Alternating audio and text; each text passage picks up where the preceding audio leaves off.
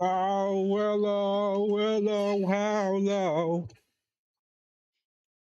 Let's get this party started.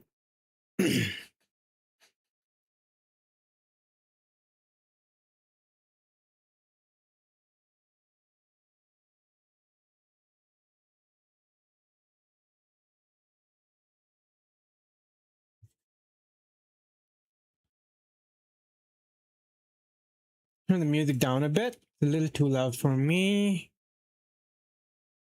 Hello, jalapeno. No, no, yo, no, yo.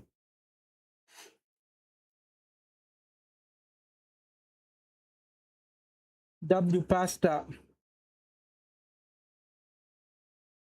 Hmm. I think I'm gonna just jump straight into it. Take advantage of the quiet time before shit hits fan. Also, I think I needed something more instrumental. Mm,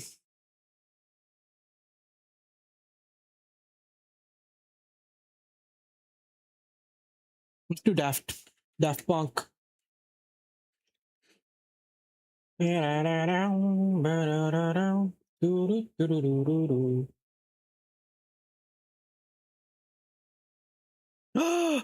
Kevin, welcome in, buddy. It's been a bit. How are you? Right, bookmark your new video. You're want to watch it later. I see you've been putting out um your thoughts on the internet. Yeah.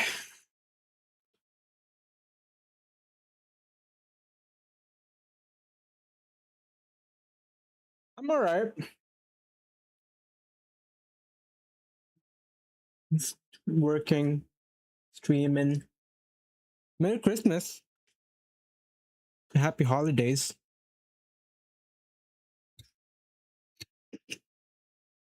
I'd ask how your break is, but you're unemployed.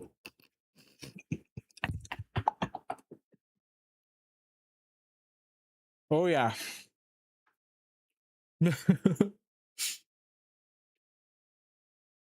The work never stops now. Yeah, always on the grind. Well, are you not? Are you done with this whole streaming thing, or just taking a break from it? We're trying to figure things out. I miss tuning in. I miss your energy.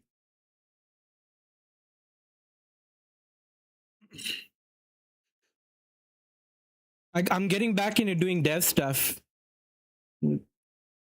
I got nerd sniped by Nightshade dude, so I'm learning Rust. I feel like it offers the right amount of challenge for me to find it interesting. You want to come back soon? Thanks. Oh, of course. No, you're good vibes, bro. I took down Prod today. We are live, but we haven't onboarded customers yet. So my internal risk management is doing its thing.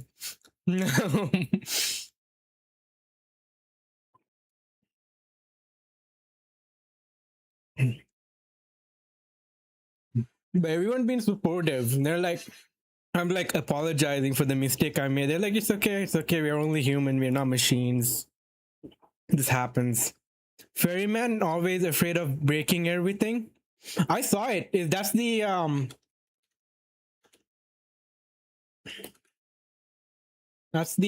multi-post, right? Bruh.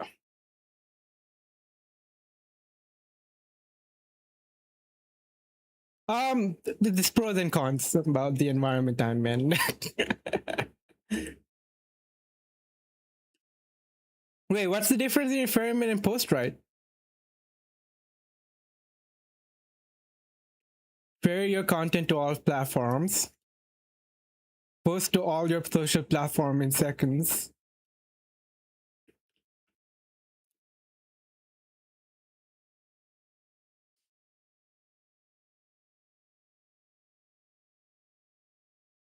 Let's go. Testimonials. Hell yeah.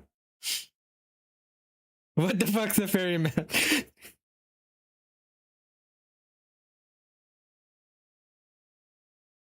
Connect your accounts, post on X. Oh, okay, neat. So it'll just like sync instead of multi-post. Interesting. Origin platform, pick your targets. New posts, okay.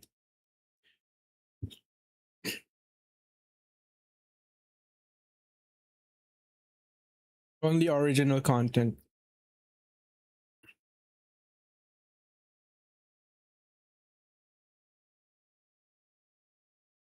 This post is too long for platform. Automatically skip cross posting. Neat.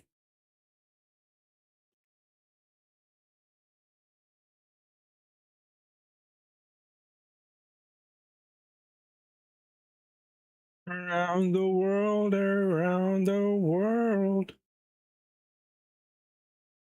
I need to post on other platforms outside of X. I keep forgetting.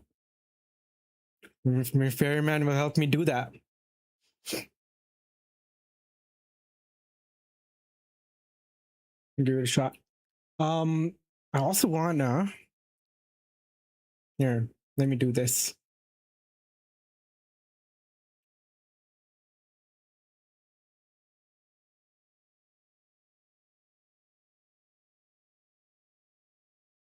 You need a discount too? Sure.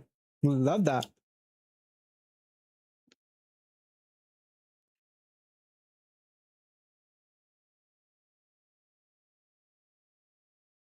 Around the world, around the world. Yeah.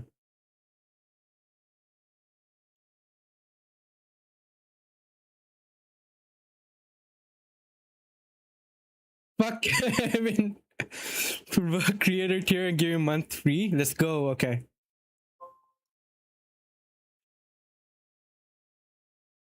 Let me.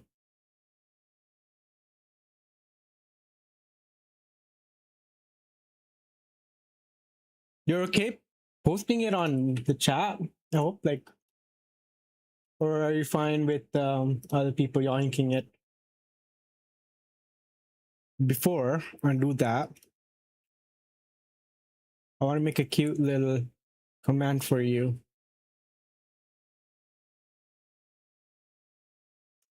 How the fuck do I do that out here? Kevin.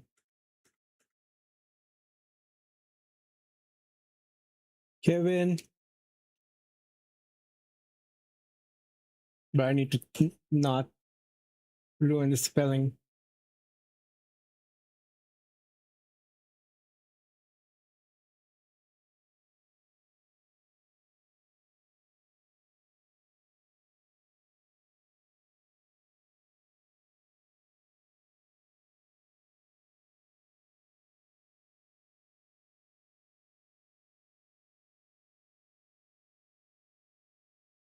Your shit poster and a epic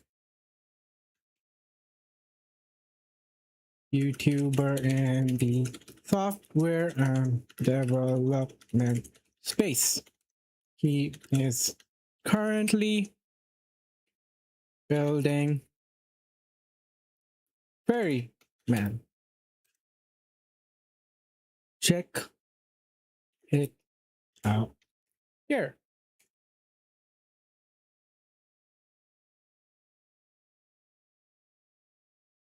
Pew, pew, pew, pew, pew, pew, pew, pew.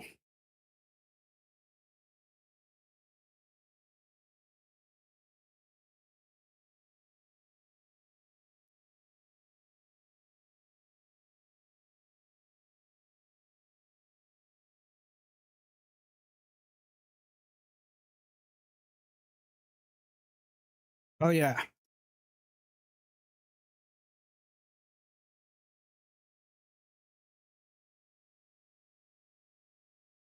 Let me hi.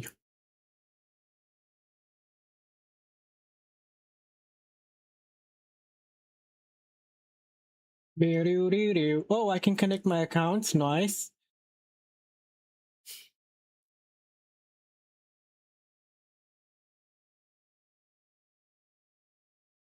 Oh, cool. You can select which platform is your source of truth. It's not just an X specific thing. Target platform. I mean, it's not going to leak anything, right? Yeah.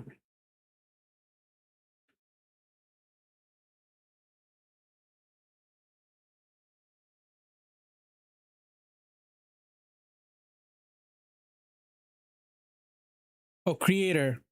Sync 10 posts across platforms daily. Sync posts across. Okay. Check it out. Meow. Whoa.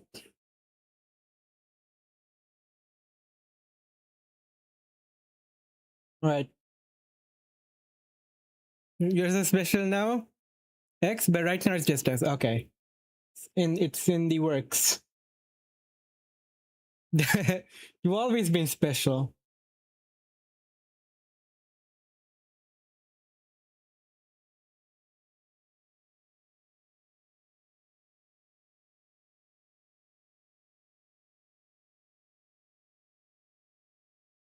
And inspirational. Like I know I'm like working now. I'm at a you know I go to the office like a 9 to 5 job, but it's people like you, Prime, other creators in the space that kind of like inspired me to like put myself out there, um, do the whole social media thing, try streaming. Damn it. Um, mm, and you guys have been supportive. Like I know one of the comments I made on your post was about like worrying about being cringe, and you said not to like worry about being cringe. And like, okay, yeah, I should embrace it more. Like, I'm just holding myself like, how do I say it? I'm going hard on myself. Where worrying about like what other people would think when I shouldn't. Yeah, we both need to be cringe maxing. And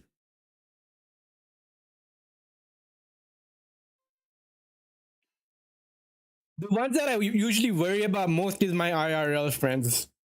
But it shouldn't matter. If they are my friend, they'd be supportive about the whole thing. The people that I've like made friends on the internet, we're all hyping each other up. They're all in this journey together. And since I started my like, putting myself out there on the internet journey, a lot of cool things have happened. I've also like gotten a job opportunity through Twitch of all places. So like that was not expected. We're still working out the details, and hopefully this will like it's going to be a remote position, which will like help ease. Right now, a lot of my time, like, yeah, it's yeah, thank you, but like I'm not sure if it's final or not. We're gonna figure the kinks out. The person that's trying to hire me wants to make sure that I'm not worse off if I do take the job. But I really want to. Right now, I go to the office 5 times a week. It's an hour commute to and from. So that's like 11 hours of my day. Yeah, even if I don't take, it's still awesome to have. Yeah, it's crazy that it happened just through Twitch, and I'm not even that like, I don't know, I'm not all. Um, I wouldn't say I'm an expert. I try. Um, I'm good with people. I have experience in cybersecurity, 9 years. I'm more of a manager. I do things at a managerial level now. Like I'm not very hands on, but this whole like Twitch journey is also to like get back into like doing things that are hands on. We shall see. We shall see.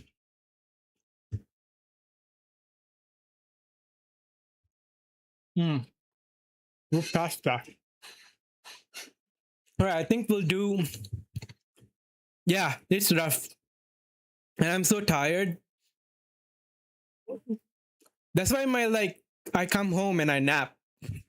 I really want to stream, so and I want to be energetic while I'm streaming. Yeah, the naps.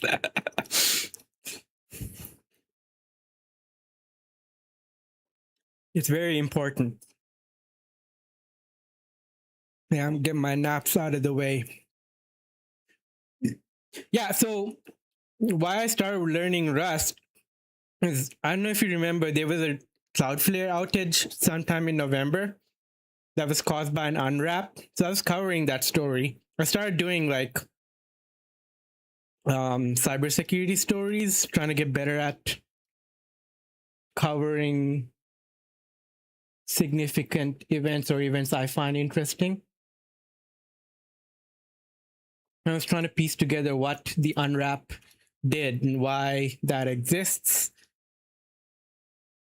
And Nightshade Dude like spun up like some example code, and I was trying to like decipher it. And in the process, I pretty much got nerd sniped. Defi is always like, here, open the Rust book. I'm like, okay. And I started going through it. I'm like, okay, maybe I will start like dev stuff again. It's fun. Get it into Rust. It is fun though. I'm having fun learning it. I'm like the thigh highs are like calf levels right now.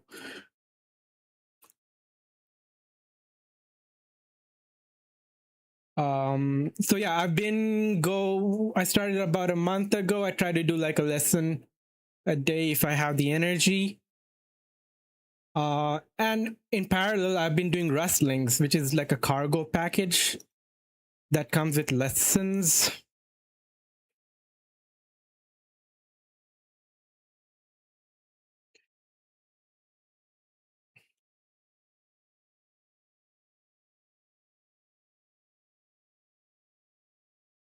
So yeah, exercises. Where am I now? I'm at strings. Wait.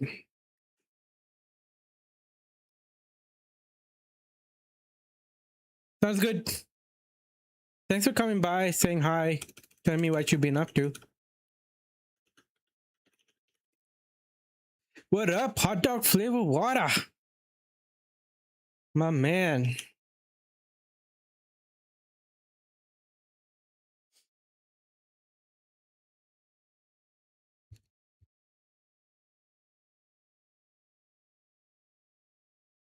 Jeebus.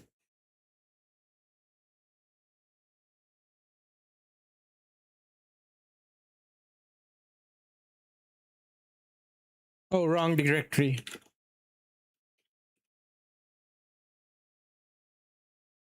Where am I? Back to the Rust grind? Yeah.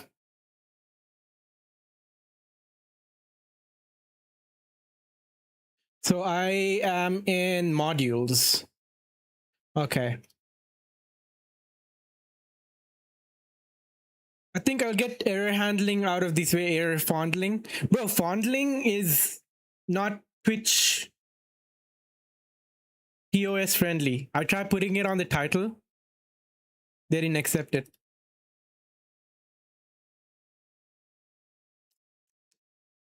Give me a sec.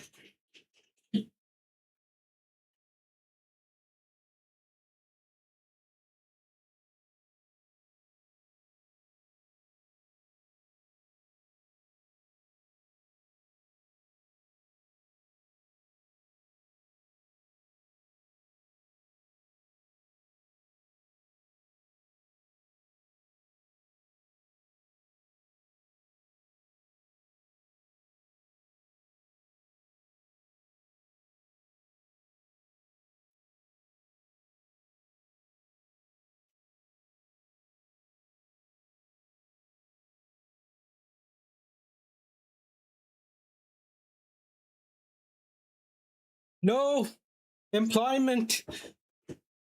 Maximize 5 gains, 5 losses. God damn it.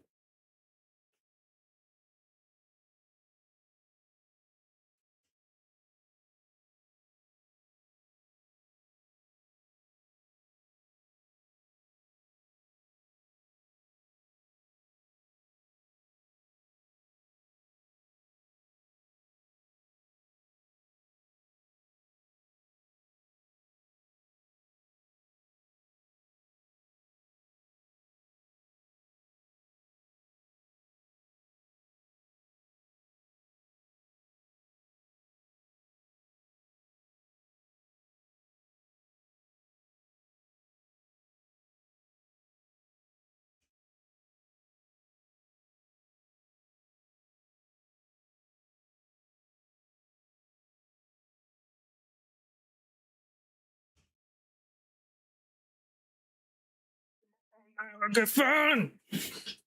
How insanely pissed you are. But it's League.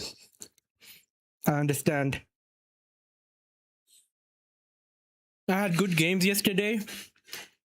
He ended on a loss, and that loss did not leave me feeling happy.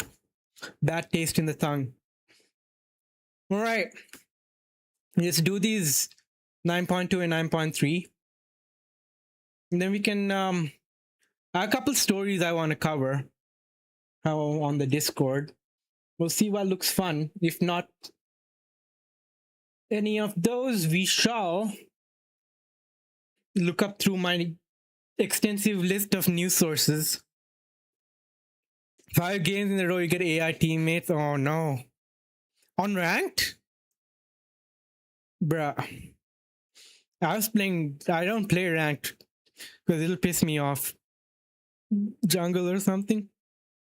Who was building GPD for League?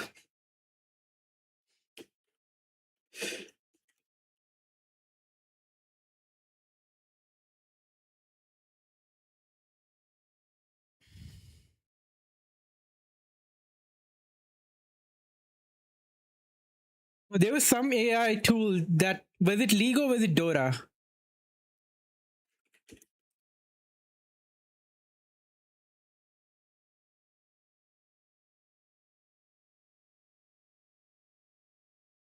I remember this story.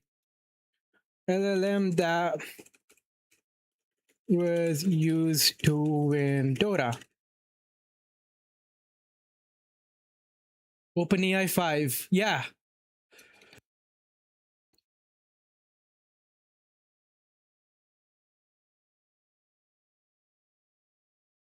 That defeated reigning world champions. Okay, let's see. OpenAI 5, computer program by OpenAI that plays 5-on-5 video game. Can end on a loss. I mean, you're still early. Oh, but yeah, work tomorrow. Bruh, can't they just wait till like the second? Why do they need you now? What are you gonna do? You're just gonna feel lazy at work.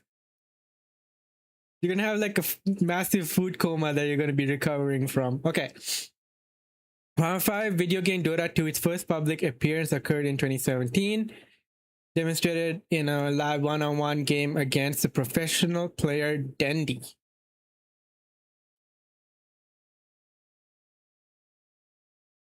Okay. Who lost to it. Following year, the system had advanced upon performing. The full team of 5 began playing against and showing the capability to defeat professional teams. By choosing a game as complex as Dota 2 to study machine learning, they thought they could more accurately capture unpredictability and continuity seen in the real world, thus constructing more general problem-solving systems. Algorithm code used by OpenAI 5 were eventually borrowed by another neural network in development by the same company. One controlled a physical robotic hand. OpenAI 5 has been compared to other similar cases. Bruh. This is when OpenAI was based. Now they're like closed AI. I used to be a big believer. I mean, I still like think they're gonna go far, but I don't like how the direction they've taken with um keeping keeping things to themselves.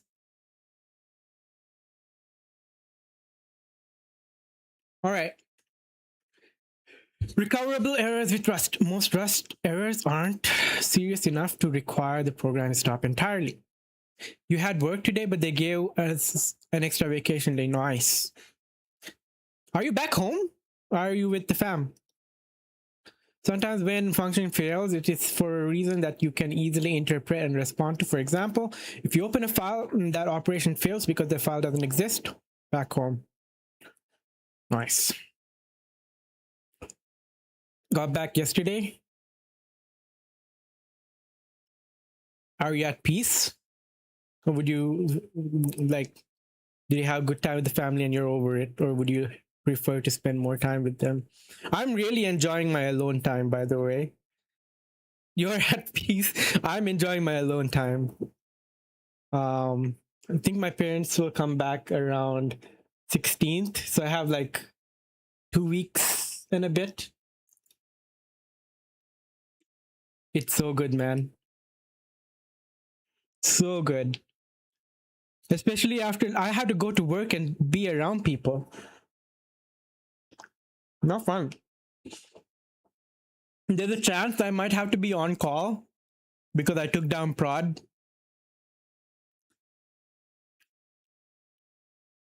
I have to tell you guys about what happened there. I'm gonna wait for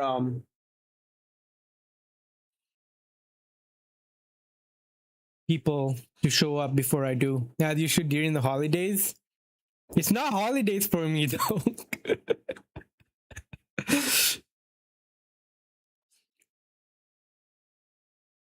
And like 2 minutes after, the brokerage, the central bank, sent a message saying like, "Oh, we noticed that like this message didn't go through.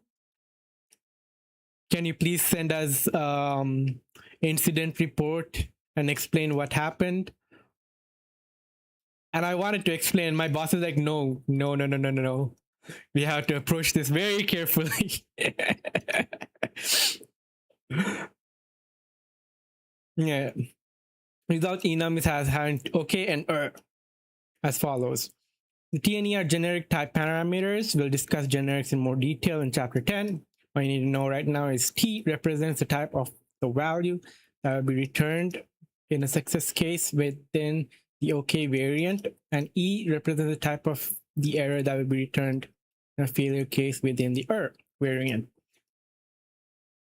Because result has these generic type parameters, we can use the result type and the functions defined on it in many different situations where success. Wait, just realized.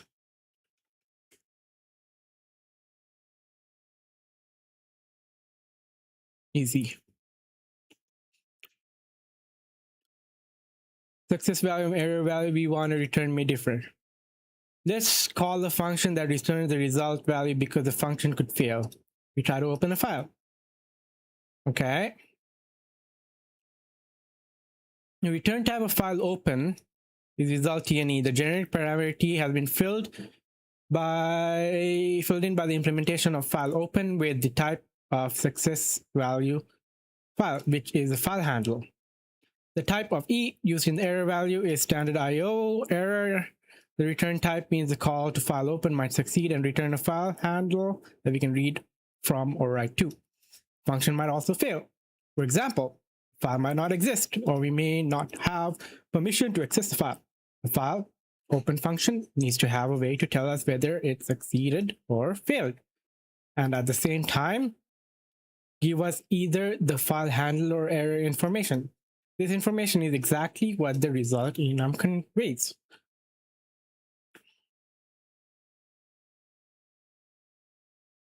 No output.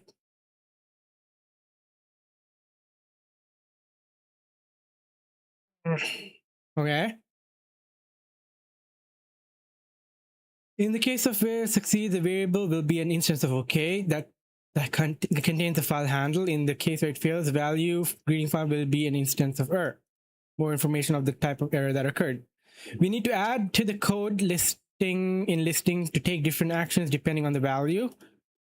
Shows one way to handle the result using a basic tool, the match expression. Okay. So we make another instance that has a match expression, and match greeting file result. If it returns an OK, return a file. If it's an error, we panic and output to debug. Note that, like the option enum, the result enum and its variants have been brought into scope by the prelude.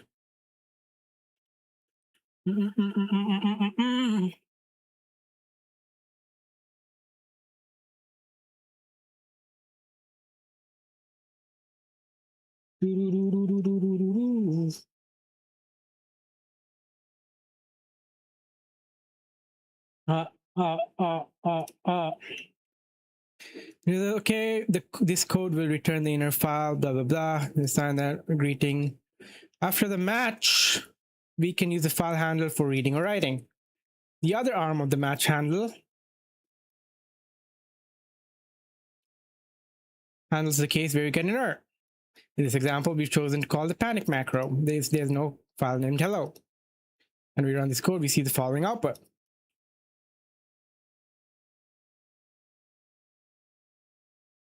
No such file or directory. And then we can check the backtrace.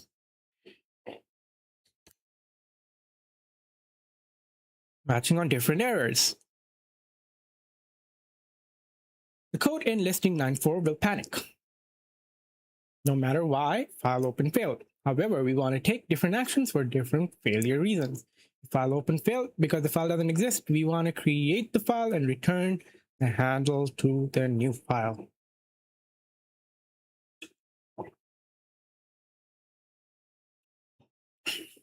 If file open failed for any other reason, for example, because we didn't have permission to open the file, we still want the code to panic. The same way, okay? We had an inner match, nested matching, shown in listing 9.5. Okay. Use file error kind. What's that? Okay. We func on that main instance of file open, txt. We, instead of greeting file, it could be a match statement. If there is a file, we return the file. If there's an error, match error kind. Error kind not found. Atlas, what up?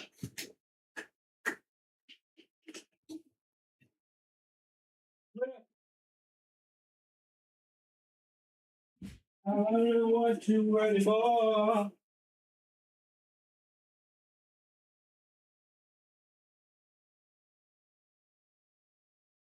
Atlas.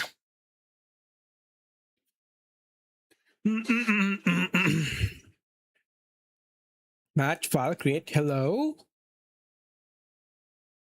Wait, so error kind not found. So I guess I would need to know the different types of modules within error kind. Match file create blah blah blah. Okay. FC error problem creating the file. Why creating the file? Oh, if it doesn't find it, it'll create the file. Okay. File create. If there's the error with creating the file, then we have a catch-all and panic. The type of value that file open returns inside the error variant is IO error, which is a struct provided by the standard library. This struct has a method kind that we can call to get error kind value. The enum error kind is provided by standard library and has variants representing the different kinds of error I'm surprised they didn't really bug me about this yet. IO operation, wherein we want to use is error kind not found, which indicates the file we're trying to open doesn't yet exist yet. So we match on greeting file results, but we also have an inner match. The condition we want to check in the inner match is whether the value returned by error kind is not found variant of the error kind. If it is, we try to create the file with file create. However, also fail. We need a second arm. When the file can be created, a different error message is printed. The second arm of the outer match says the same. The program panics on any error besides the missing file error.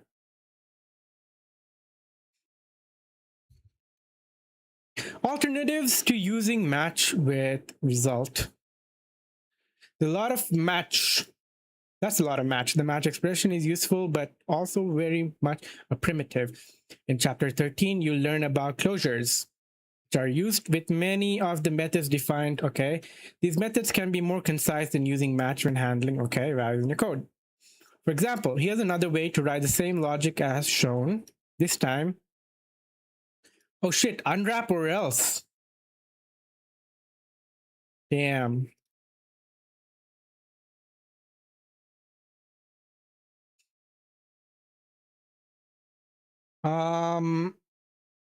Same, okay. Error kind, not found. This is if else, all right. Get greedy file open, unwrap or else, error. How does it work? Okay, unwrap or else. Error. Within these brackets, we have this if else statement. All of this code has the same behavior. It doesn't contain any match. It's cleaner to read. Come back to this example after you read chapter 13 and look up. What chapter am I? In chapter 9, okay. Look at the unwrap in the standard library documentation. Many more of these methods can clean up huge nested match expressions when you're dealing with error. I don't know. The match state, okay, this is longer, but I don't know. This feels cleaner in IMO. But this is something that's, they already have an implementation that does probably in a more optimized manner. Run this code without a hello txt file. Wait, what's next? Shortcuts for panic on error. Using match works well enough, but it can be a bit verbose and doesn't always communicate intent well. The result type has many helper methods defined on it to do various more specific tasks. The unwrap method is a shortcut method implemented just like the match expression we wrote in 9.4. If the result value is OK variant, unwrap will return the value inside the OK. If the result is error, unwrap will call the panic macro for us.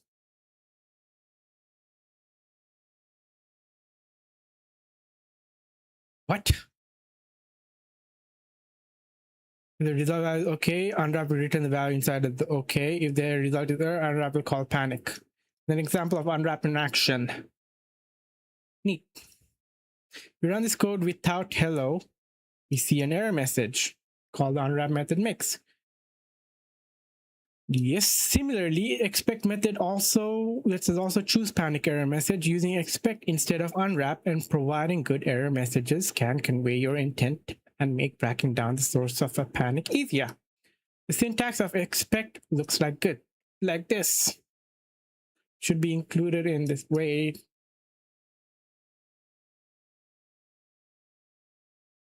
Okay, expect is more in line with you provide your own error message. I see.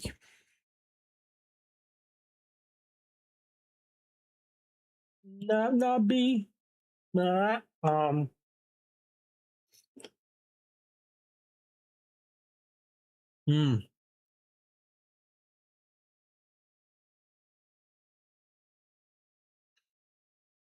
Anything in my life.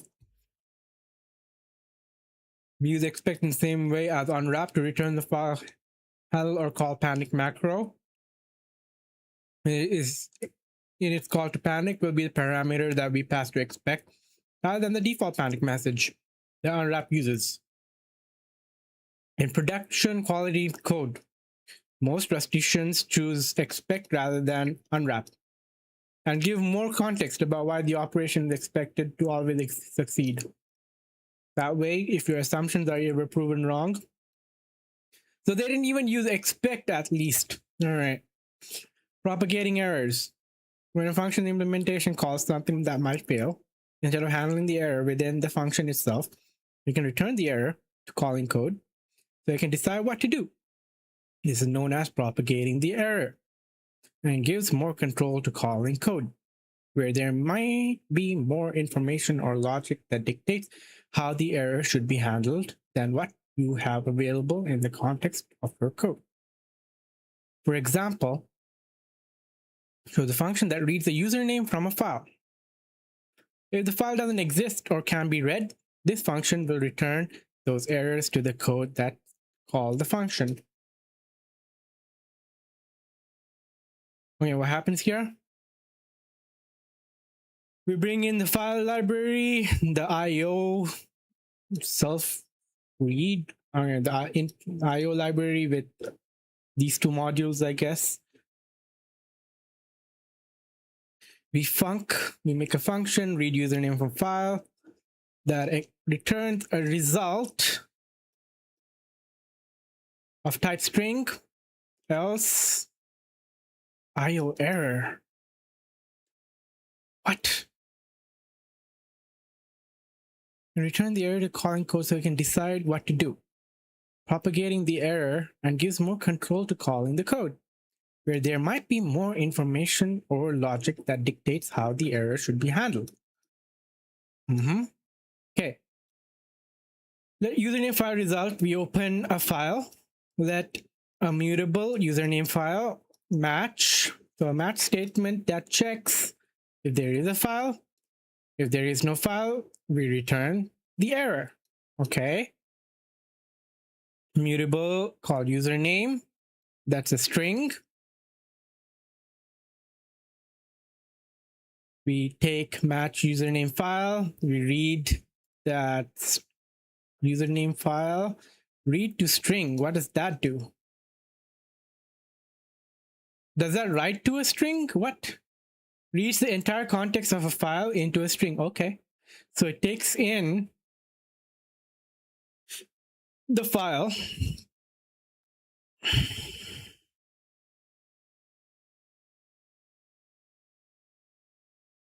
and it takes in a reference to the mutable. Why unmute? I forget. I'm rusty.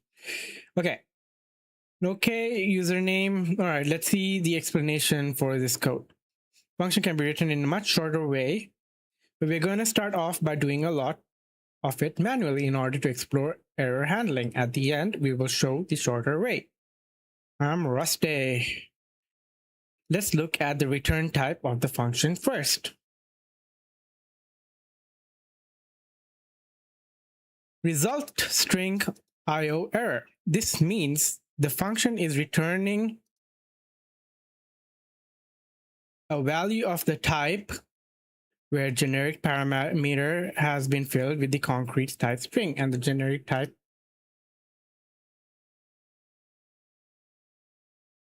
bow bow bow.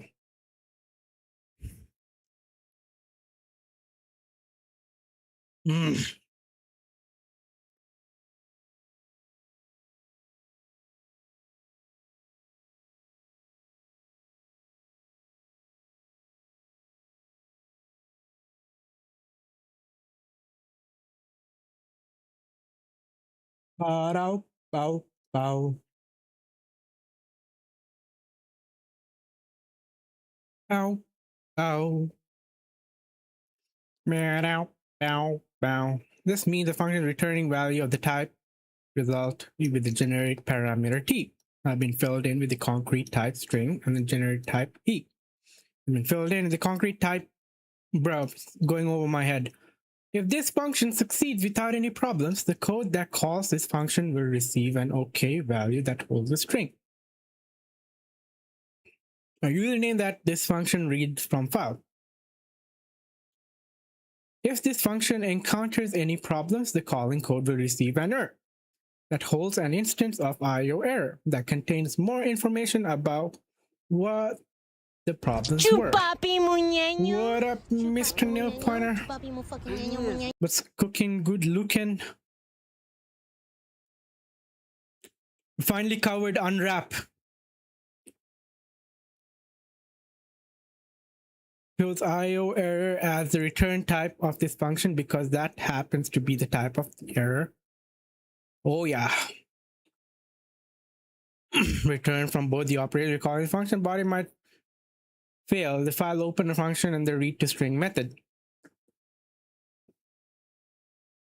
Type system gasm. Gasm. What up, Nightshade dude? There are premiers and indie streams. Is that why I have the people coming in? Let's go. Oh yeah. Wait, let me let Atlas out. He needs to be here. Bye. Bruh.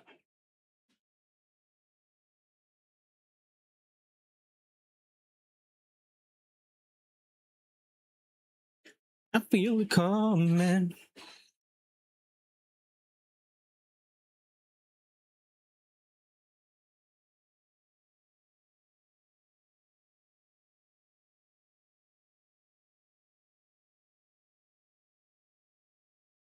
All right, this is going over my head. Let me try reading from beginning. It's from the beginning. This function is written shorter way, but we're going to spell okay. Returning type result where the generic parameter has been filled in with concrete type string. Generic type E has been concrete type error. Rust or bust. Oh.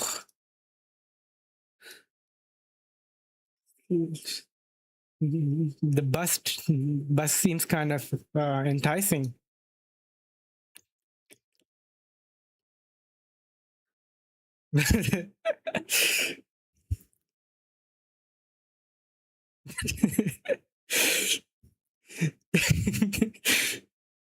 Counters, what up, Defias? Good to see you, man. Bro, I took down prod today. Like, for a little bit though. Yeah, it's amazing. Oh yeah. So it was a rush job. We are live, but we haven't onboarded customers yet. All right. So like risks could be taken.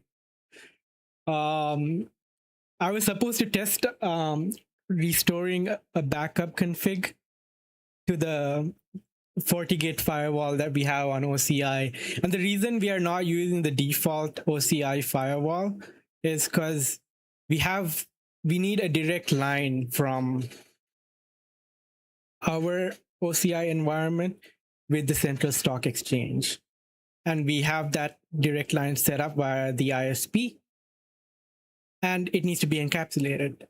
And the type of encapsulation is IPsec over GRE, right? Or GRE over IPsec.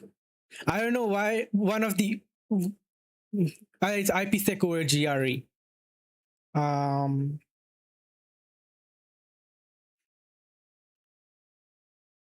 And the default OCI firewall does not support that. So we have to pay for either a Cisco or a FortiGate firewall. I said let's go with FortiGate because that's what I'm most familiar with. And that's what we have on-prem. So we don't need to have like someone that's skilled in two different firewalls to manage it. Anyways, one of the cloud engineers set up like an auto backup that stores the backup of the cloud config, the FortiGate firewall config in a bucket. But we haven't tested restoration yet, and they wanted me to do it. We have a dedicated firewall guy, but he's like a contractor. He's not like a full time. He just comes as we need him. So they didn't want to bother him. I'm like, all right, I'll do it. Actually, no, I didn't say I'll do it. They told me to do it. I went on to the jump box connected to the firewall, logged in, downloaded the config from the bucket, and I trusted the cloud dev's work for like taking the backups correctly. Yeah, I mean, they did a decent job. So the way he takes trust, but yeah, I didn't verify. It took all of the config correctly, except because the account that was used to connect to the firewall was an API account and has lower permission. So their permission profile is super admin that has like read write to everything. But a separate profile was made for this API user. It would use that API account to connect, run the backup. So all of like the configs were stored correctly, but it did not take the username and passwords of the admin account and the remaining user accounts that were configured. So after I restored the backup, the only account available was this API user. I didn't know about this until like further digging. But after I restored the backup, which is something I wasn't supposed to do during working hours, number one, I didn't know we were live. I thought we are still waiting and we would be finally live when we start taking customers. But in the eyes of the Central Stock Exchange, we're live. 2 minutes later, like when you restore the config, the firewall restarts. So 2 minutes later, I get an email from the Central Stock Exchange. We noticed that, like, the test message didn't go through. Please provide incident report and an explanation with what happened. I was ready to like say, yeah, we ran a config backup, and my boss stopped me. Like, no. We're not supposed to have done this without informing them beforehand. I'm like, are we live? He's like, yeah, we are live. I'm like, oh shit, okay. I tried logging in after the restore and it was not logging in. And I'm like, oh shit, did I take down everything? Sincerely, yeah, I did say I fucked up. They said, no, don't worry about it. It happens. I thought like we lost connectivity. I fucked up. Like we don't have like everything in the firewall is like, not configured. Then I go to the brokerage team. So the brokerage Wi-Fi, we set up a separate Wi-Fi network for the brokerage team, and that has access to like the core resources behind that firewall. I asked them to access a couple endpoints. They could access. I'm like, oh shit, okay, it's not that bad. They have connectivity. It's just that we cannot administrate the firewall anymore. So I looked up like how can we recover like access to the firewall. There used to be maintainer accounts, and you like append FortiGate maintainer accounts. Yeah, so you log in as maintainer, and then the password would be BCPB and the serial number of the firewall. And in this case, you can use the OCI ID for cloud firewalls. That didn't work. The feature was removed. So we tried a couple of different things. In the end,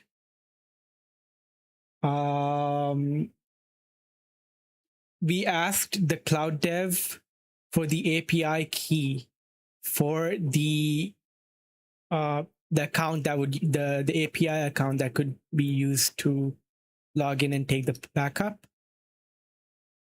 And using that, we were able to like connect to the serial through OCI Cloud Console. And we ran an API command to create to convert the API account to a regular account, so we could log into the firewall So now we could log into the firewall, and you don't have SSH access to the firewall on after a restore. You need to first log in from the GUI, and then SSH access it gets enabled. Yeah, this song's a good one. Wait, do you know the story behind the name of Very Disco? It's crazy.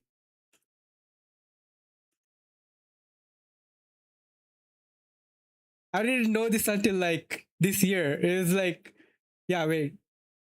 Very Disco, clever wordplay by Daft Punk, meaning several things. Latin quo vadis, where you going? Anagrams to Very Disco. And Discovery. Disco, Very. The album it's on. Very Disco. Creating layers of meaning about purpose and self-discovery. But yeah, so we have a good working config. We don't have a proper admin account to make changes. So we can't create users that have full level access. And that's where we are at right now. The firewall guy said there might be a way to fix things without having to restart or take things down. But worst case, we have a good working config. We just need to configure admin users. We just need to add entries to configure admin users. We factory reset that firewall during downtime and restore this config. 28 December 2025. What about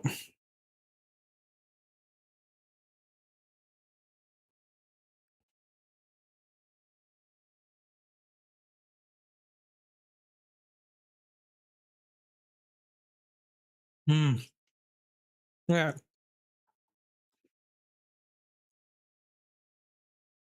Is that your password? Thanks for your password.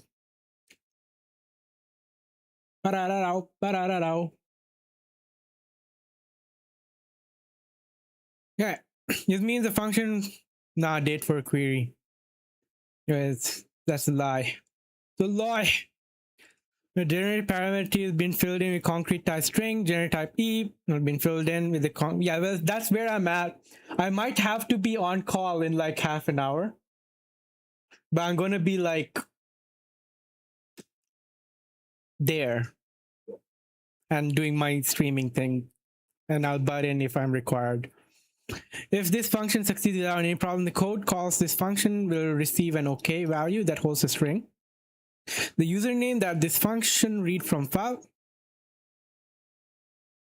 Okay.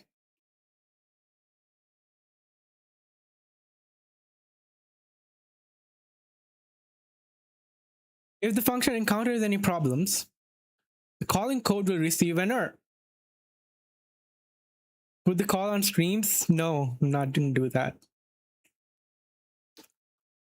No boss, so be it. You can have it. You can fondle to your liking. If this function encounters any problem, the calling code will error. Value will receive an error. Holds an instance IO error. That contains more information about what the problems were. Muted? I'm not muted. We chose IO error as the return type of this function because that happens to be the type of the error value returned from both the operations you're calling in this function body that might fail. File open function and the read to string method. You mute me? Then why are you listening to me? You're responding. I thought you muted me. The body of the function starts by calling open function, then we handle result with a match, similar to match. If the file open succeeds, the file handle pattern variable becomes the value in the mutable, and the function continues. In the error case, instead of calling panic, we return keyword return to return early out of the function entirely and pass the error value from file open. Now God damn it. My head hurts. All right. If there's a file, right, we return the file.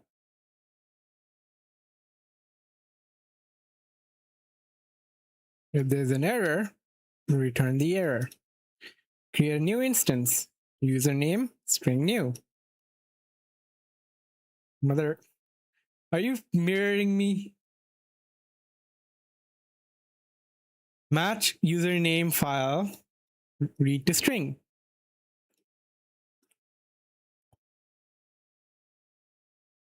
Well, I would do a reference to a mutable.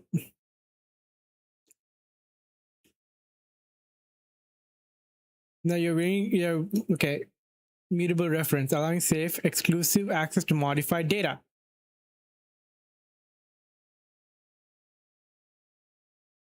One mutable borrow or many mutable borrows can exist for a piece of data at a time. All right. It's okay. Catch up, catch all, okay username, E,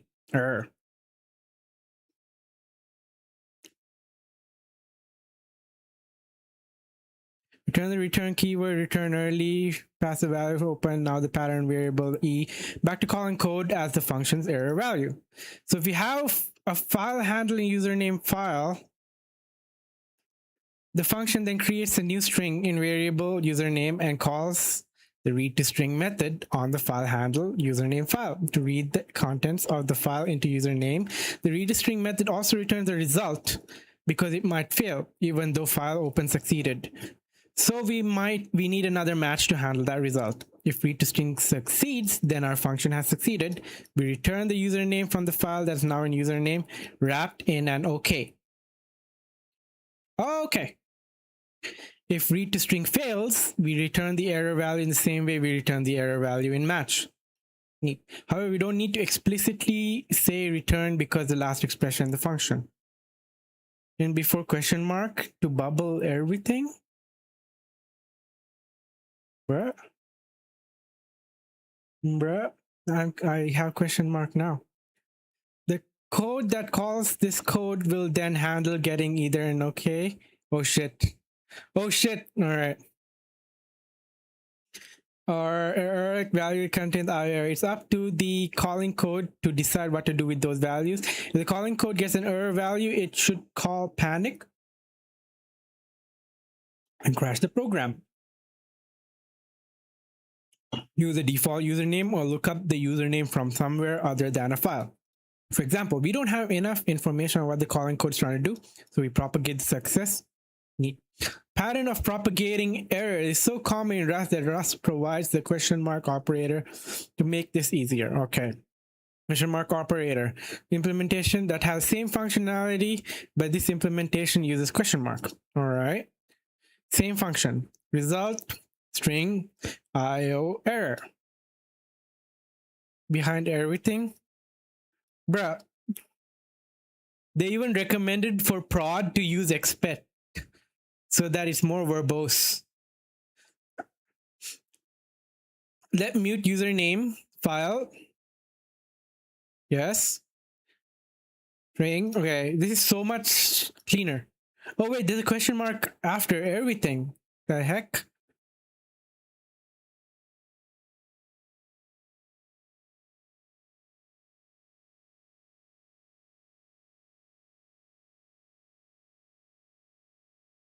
No.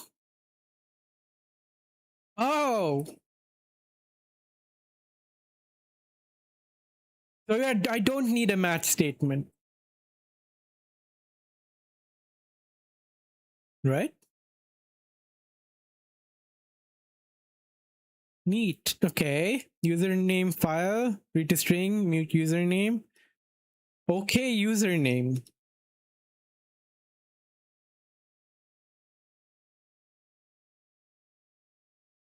Neat.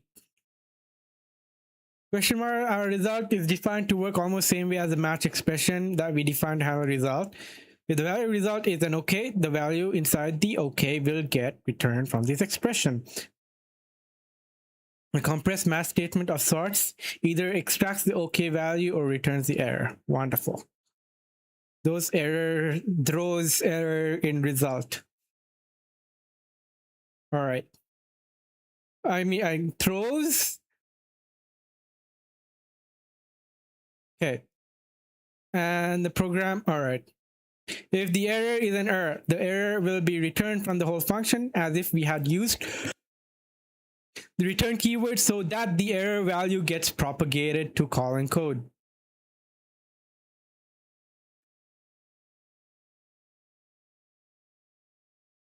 Rose ain't loyal.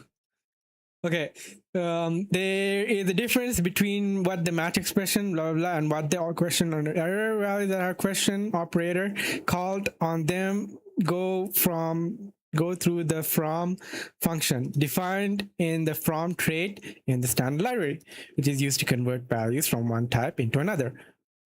When bros before throws. Oh my god, I like this song as well. God damn it. The soundtrack for Tron 3 is pretty decent as well. The heck? When the question operator calls the from function, the error type received clear, moderate, returned, TV, clear, chat. Yes.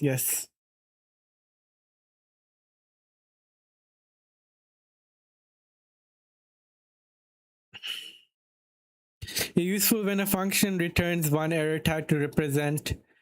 There's a difference between, okay.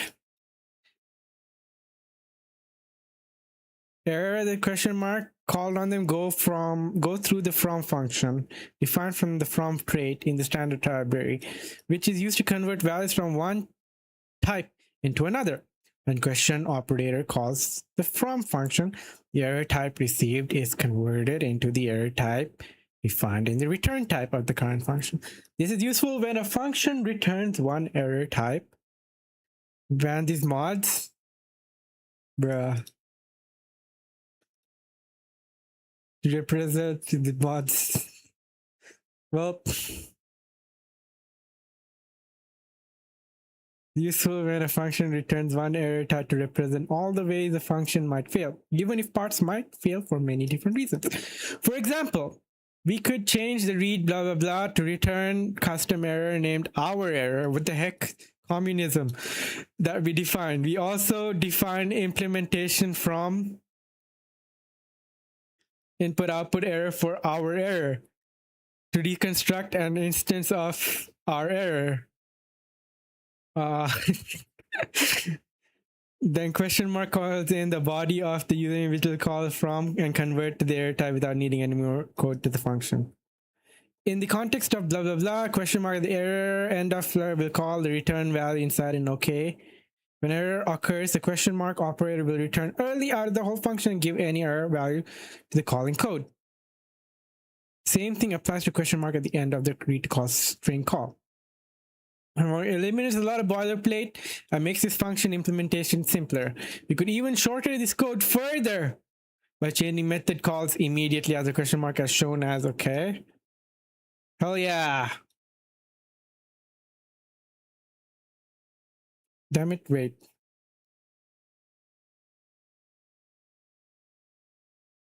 What was that? Rust.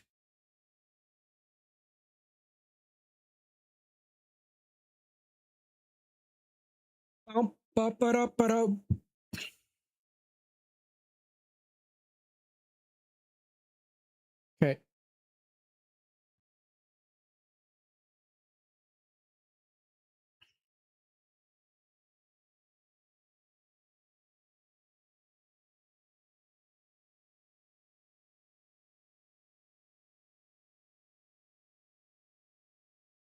Okay. NeoVim, you spoke.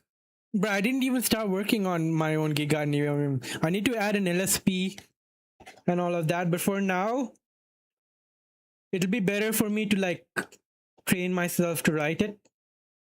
Burn the syntax into my mind.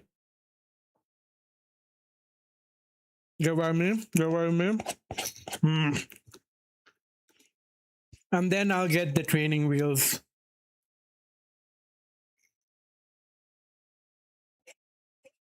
In the end, the goal is for me to have fun with it, right? I'm not looking to build shit.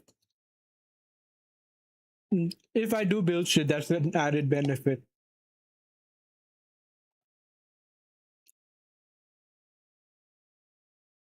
However,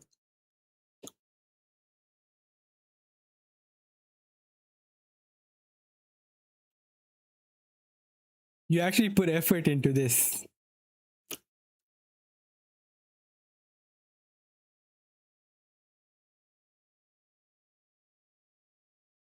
What do you do?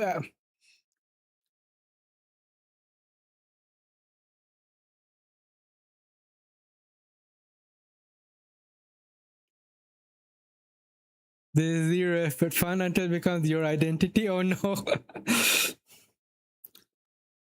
I mean, I want to be. I want to get back to building.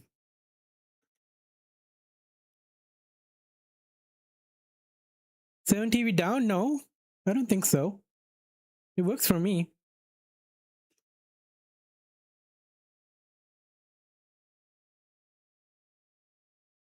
Let's see.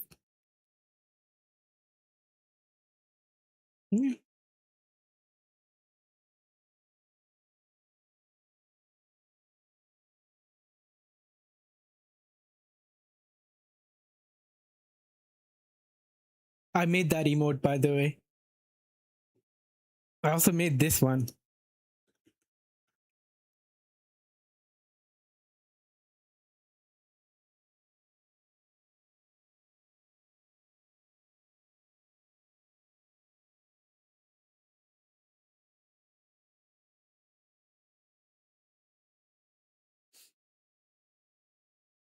Yeah. We did this. We did that. We moved the creation of string and username to beginning of the function. That part hasn't changed. Instead of creating a variable username file, we've changed the call to read string. It's funny how I found the Rob Pike crash out early through Lemmy.world. And everyone was finding it like yesterday and today. So I guess I'm going to use Lemmy.world as an aggregator more. There's so much cat hair on this chair. I'm not going to check Blue Sky. Maybe I don't know. There are a decent amount of devs there. But there's also like people crashing out about AI use. It's very one-sided.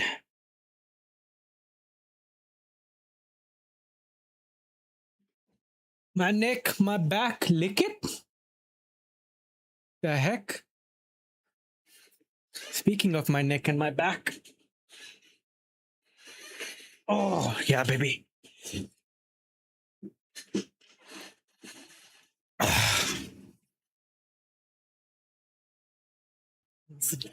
Freaking.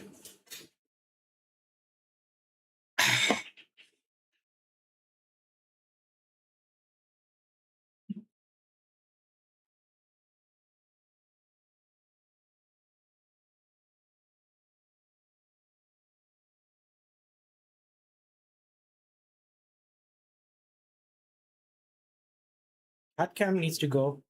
I'll be right back.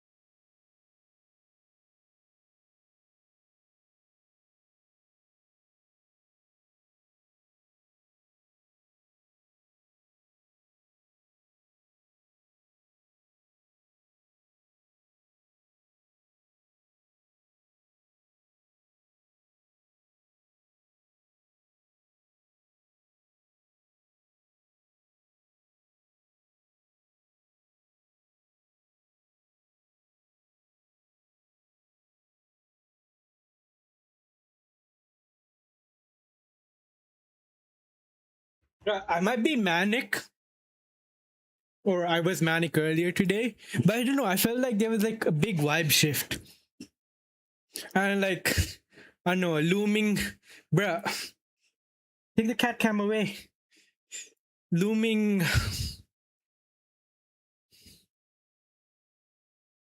If you disable cat cam here, and I go here, oh, it takes it everywhere.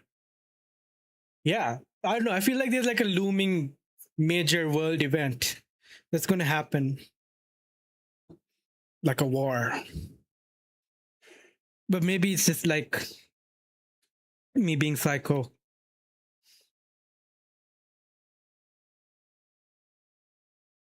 Bruh. Mm.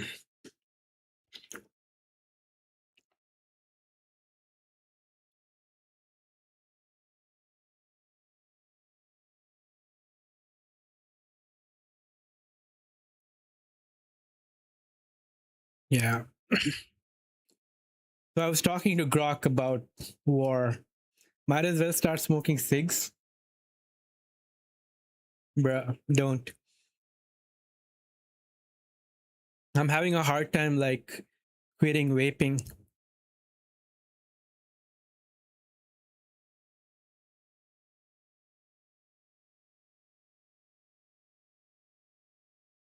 And crack, holy moly. Yeah, I'm addicted. Every time you see me go,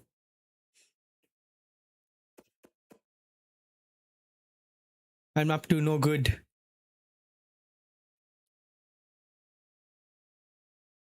DJ songs.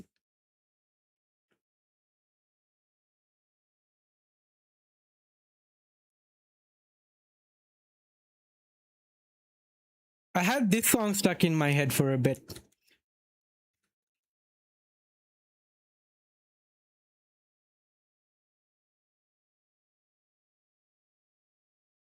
Yeah.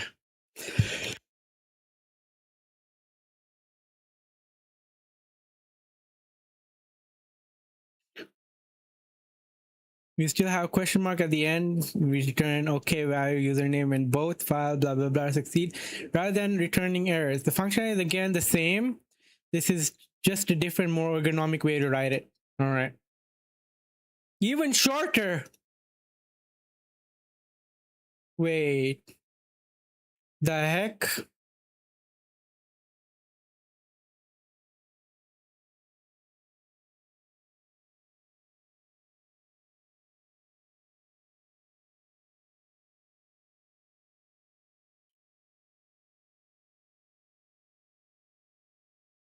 Yeah, I saw this picture.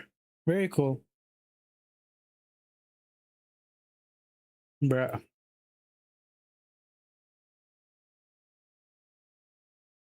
Play it. Go for it.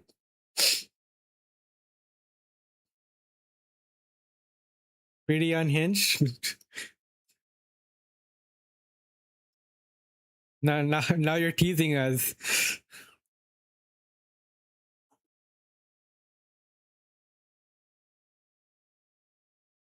Because it returns this song was crazy for its time.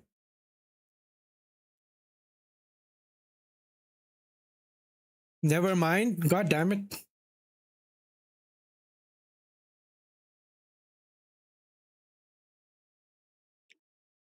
It's cool. You should build it with actual, like, an actual gingerbread. AT&T Walker. AT Walker. Return an okay value containing username in both file open and read string succeed rather than returning error. Functionality is again the same, blah blah blah. This is just a different, more ergonomic way to write it. Yeah.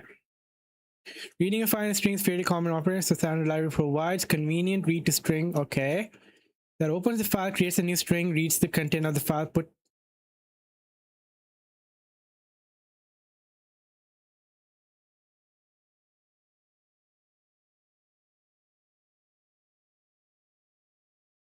Of course, using no doesn't give.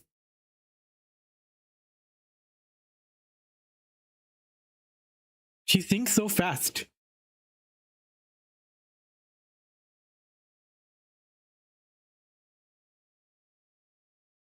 So we did the longer way first. Right.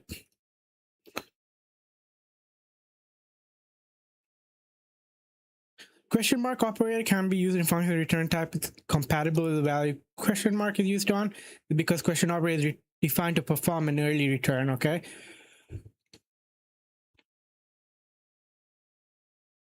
The match was using a result value, and the early return arm returned an error. The return type of the function has to be a result so that it's compatible with this return. Let's look at the error if we use question in main function, the return time. Question mark, okay.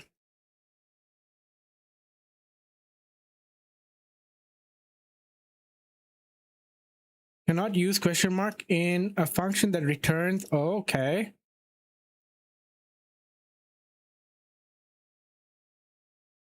Not implement help adding a return type, okay. Okay, we need to add a return type, okay. That returns result or another type that implements. Where the hell is my husband?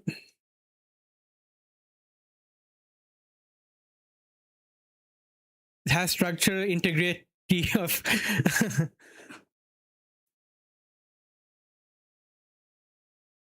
Death Star is favorite. Yeah. Other choice is to use a match or one of the result T methods to handle the result, blah blah blah, in every whatever way appropriate. Also mention that question can be used with option T value as well as using, okay. Behavior of the question operator when my throat.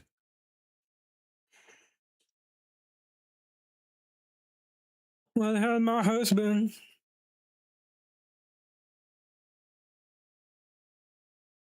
If the value of the sum, the value inside the sum is the resultant value of the expression, okay. Last character of first line takes in reference to stir, returns option character.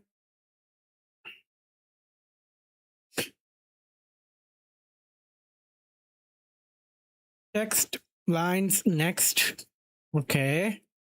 If there is no next, I guess you panic. Character last, what does this do? Turns, but there's nothing to run. Jar Jar Binks. Because it's possible there's character there, but it's also possible that it isn't. Code takes in the text string slice argument and calls lines method on it, which returns an iterator over the lines in the string. Because this function wants to examine the first line, it calls next on the iterator to get the first value from the iterator. If the text is the empty string, this call to next will return none. Something exists. In which case we use question to stop and return none from, okay. If text is not the empty string, next we return a sum value containing string slice of the first line in text. Question extracts string slice, and we can call chars on the string slice to get an iterator of its characters. We are interested in the last character in the first line. Blah, blah. Okay, for the first line is an end. For example, if text starts with a blank line but has characters on the other lines, as in, okay. However, if there's the last character on the first line, it will return some variant. Question mark operator in the middle gives us a concise way to express this logic, allowing us to implement the function in one line. If we couldn't use a question mark operator, we'd have to implement this logic using a match expression or more method calls.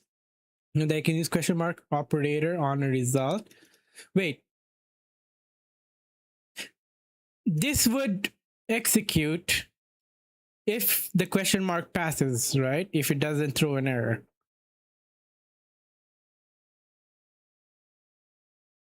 Okay. We have to implement this logic using more method calls or a match expression. Know that blah, blah, blah, and a result returns result, and you can use the question on an option function that returns option, but you can't mix and match. Question operator won't automatically convert a result to an option or vice versa. In those cases, you can use methods like okay, method, okay, okay, or. Bro, this is mouthful. On none returns none. Okay. So far,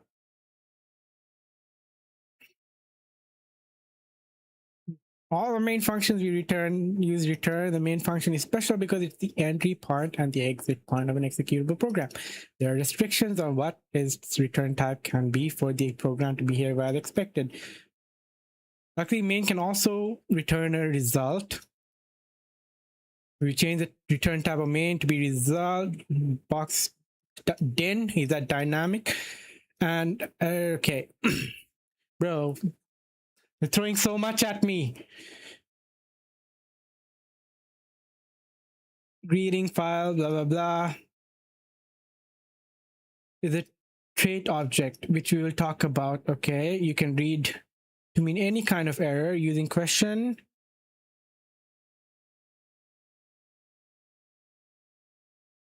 Return remain where the error type then is allowed because it allows any error value to be returned early, even though the body of the main function will only ever return errors of the types, specifying. It will continue to be correct even if more code that returns other code is added to the body of main. When the main function returns, the executable will exit. This song? Oh, Dixon Dallas. I like Dixon Dallas.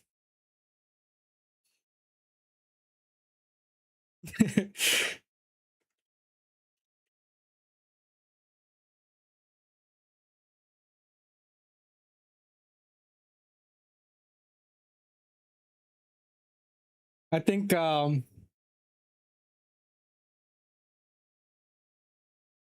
here.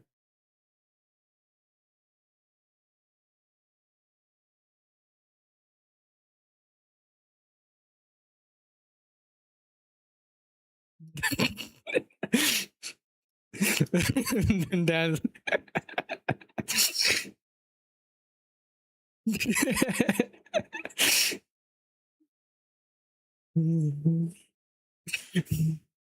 Bro, what the fuck is this song? Did you just do the Meet the conjurer.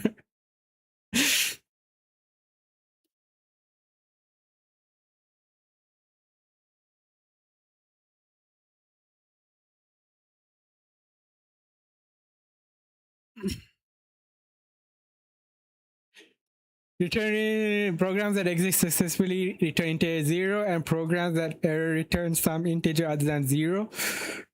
This is kind of a zesty song. The heck, right? The ad the what do you call the whatever the libs? What do you call them?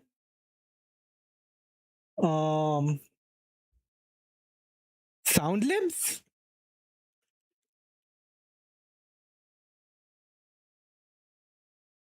Random sounds made in song called libs. Ad libs, yeah, the ad libs. Whoops. Hello, love. Welcome. Bruh. Oh, this is a perfect song to 602. Good timing.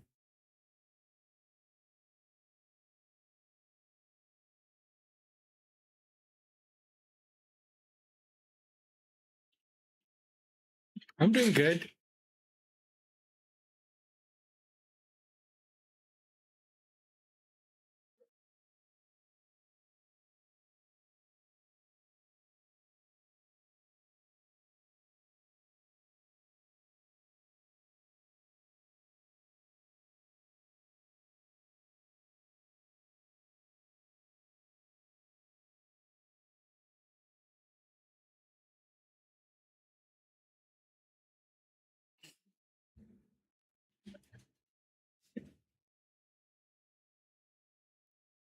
Sexo. Can do, you can. It has to be capital Sexo.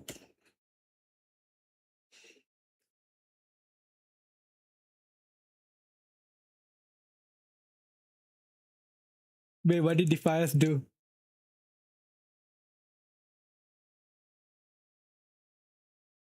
Please stop. You don't like the Sexo?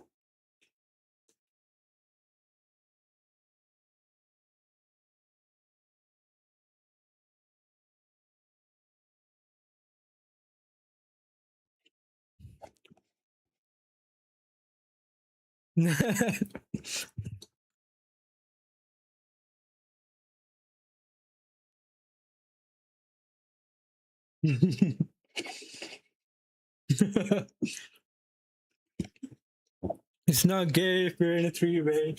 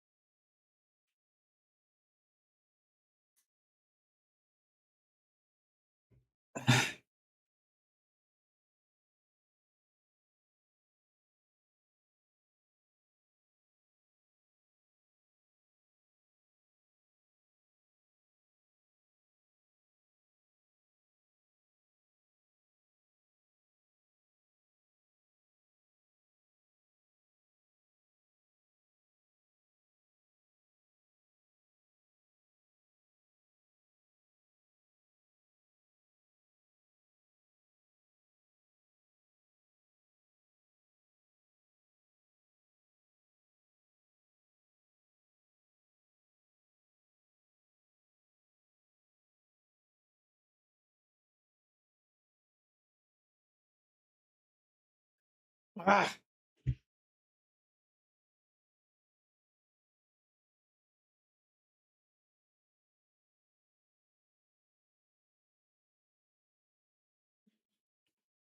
mother lover. Oh yeah, I increased the prices of everything. There was inflation, inflation in the Loki Abu broadcast.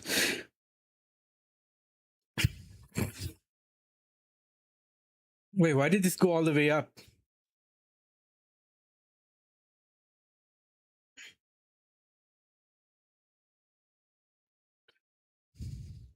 How long is the next lesson? Panic or not to panic?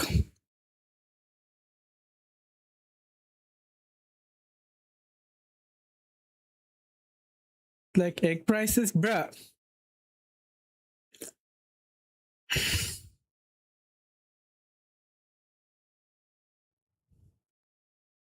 It's not like you guys are spending anything. I refund it all.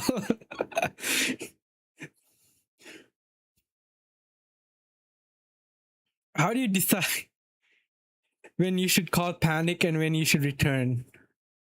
Do I do this? My head hurts. I'm tired of. All right, let's do something else. First,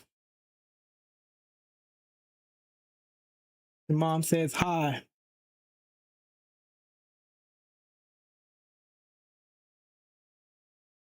Hot dog.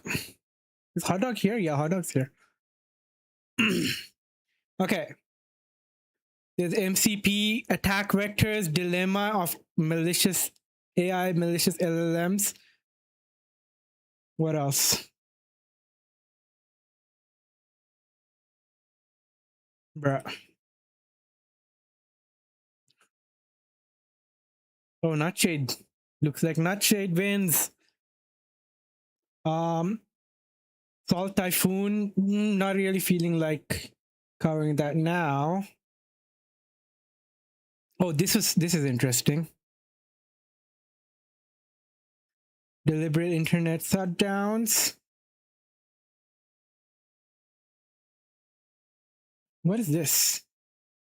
Oh, I wanted to read this as well. Maybe later in the week. I feel like this is gonna require a bit of understanding. Eva's Discord Versal hack.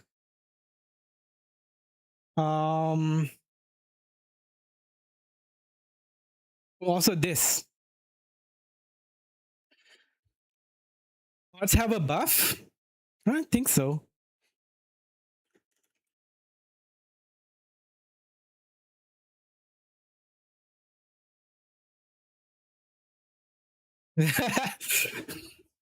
Mods lives matter? The heck?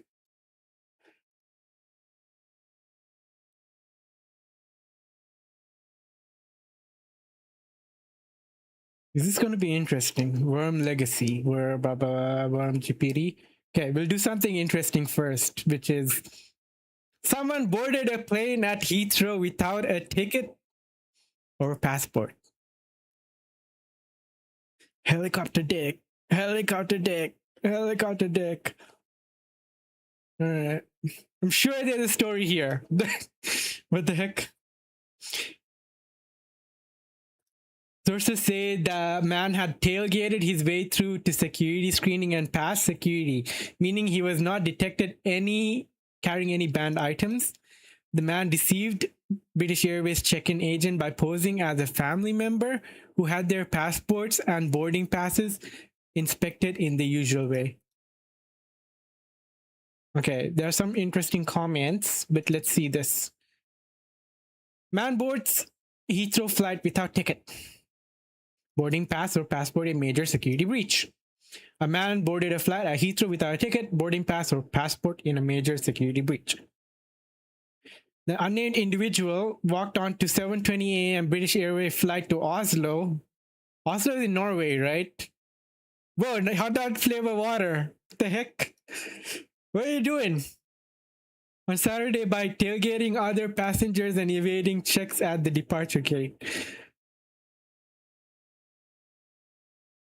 Aviation experts have described the incident as a significant lapse in security. Cabin crew only detected the intruder because the plane was full and he kept sitting in other passengers' seats. Okay, so this guy just kept jumping around seats. Okay. I used to think this, like, you know, when like the train conductor comes by and keeps like checking if you like, you know, you have a ticket for your seat. I was like, why don't you just like see if the train conductor is coming your way and then go behind after he's done his check? I don't know. According to airport sources, the man was arrested. You can't say it heard Oslo. Yeah, like, bro, you tailgated your way from the Heathrow to Norway. According to airport sources, the man was arrested despite his insistence he passed through full security screening. I mean, he did before reaching the gate. It is understood the man pretended to be with family who passed through the final passport check at the gate before boarding the flight. Mike Lacourte, who was aboard the BA flight, told Telegraph the interloper was a white man who appeared to be in his late 20s or early 30s. Sources say the man had tailgated his way through security screening and passed security. Bruh, every time I am at the airport, like, I'm filled up, like, even to the crotch. The heck? You get a whole full body massage at the airport. Meaning he was not detected carrying any banned items. The man deceived BA check-in agent by posing as a family member who had their passports and boarding passes inspected the usual way. The man was arrested. Armed police scanned the seats where the man had been removed, as well as overhead storage. Philip Baum, a professor of aviation security at Coventry, said the incident demonstrated a significant lapse in security, blah, blah. There are measures on board the aircraft that obviously present the person reaching the person. Man, get on the ground.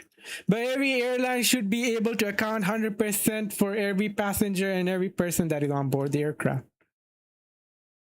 Man,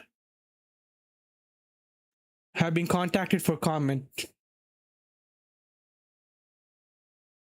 Hot dog. For free. Man. Back. Case. Cricket. Threw it on the ground. First, I strongly suspect it won't be less. In part because not all flights have assigned seats, it's left to the flight attendant. Often the head of kit count is not checked against, okay? Well,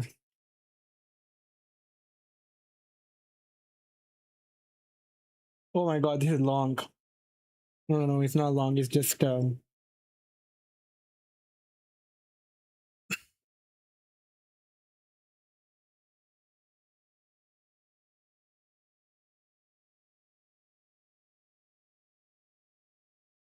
yeah, it seems boring.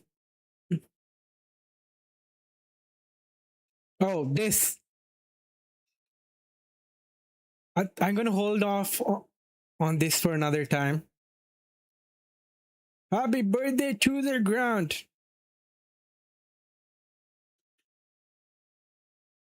No shit. Sherlock.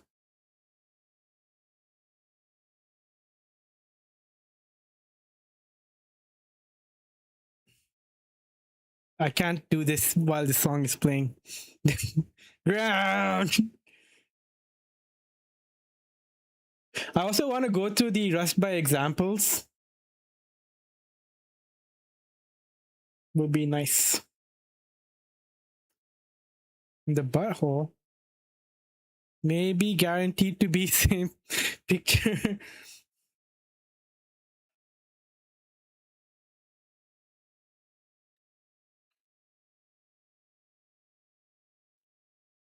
Can't trust this system.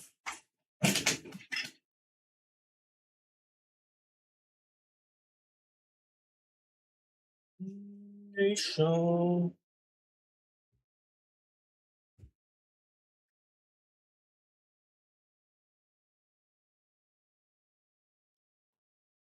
All right. It's always going to be vulnerable to prompt injection attacks. Unless they come up with some magic way to like not allow for prompt injection in an LLM. Like even like a little pixel in an image can throw it off guard. Okay, even as OpenAI works to harden its Atlas AI browser against cyber attacks, the company admits that it's not supposed, these AI browsers cannot be allowed for public use. I haven't tried it. Is it? It launched. Yeah, it shouldn't be encouraged. And if they do, they should like provide a fair warning to people that like, you know, this tech is new, prompt injection is a thing, don't log into shit with this. Okay, a type of attack that manipulates AI agents follow malicious instructions often hidden in web pages or emails is a risk that's not going to go away anytime soon, raising questions about how safely AI agents can operate on the open web. Prompt injection, much like scans and social engineering on the web, is unlikely to ever be fully solved. OpenAI wrote in a Monday blog post.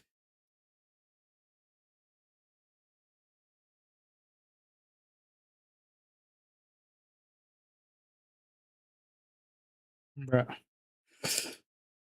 Detailing how firm it's beefing up the heck Atlas armor to combat the unceasing attacks. The company conceded that agent mode in ChatGPT Atlas expands the security threat surface. OpenAI launched its ChatGPT Atlas browser in October, and security researchers rushed to publish their demo, showing it was possible to write a few words in Google Docs that were capable of changing the underlying browser behavior. Same day, Brave published a blog post. In Comet and other AI browsers. Yeah. Alice is doing his thing. OpenAI isn't alone in recognizing that prompt-based injections are going anywhere.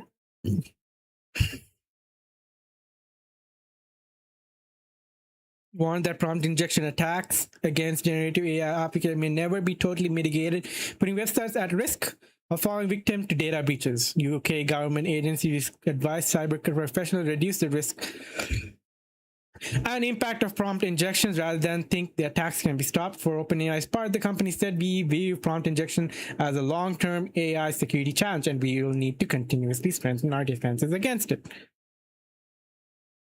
Bum, bum, bum.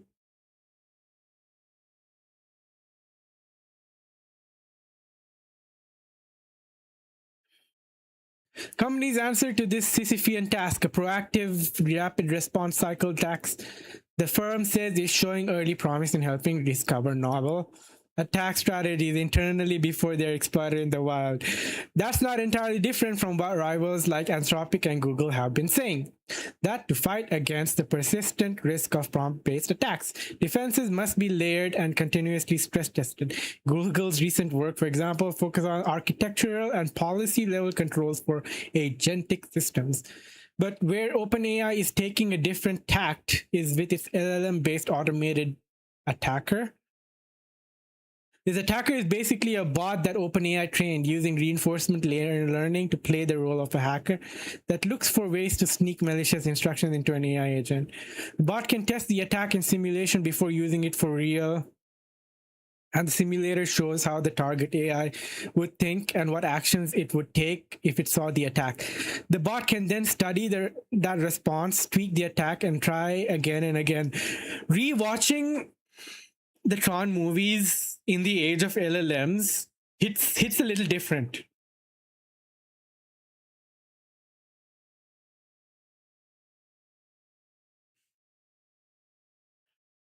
That insight into target AI's internal reasoning is something outsiders don't have access to. So in theory, OpenAI's bot should be able to find flaws faster than a real.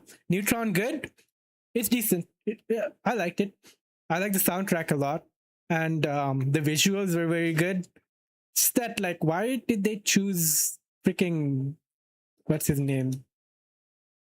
It's morbing time guy. Jared Leto. Yeah. He literally said it's Troning time in the movie.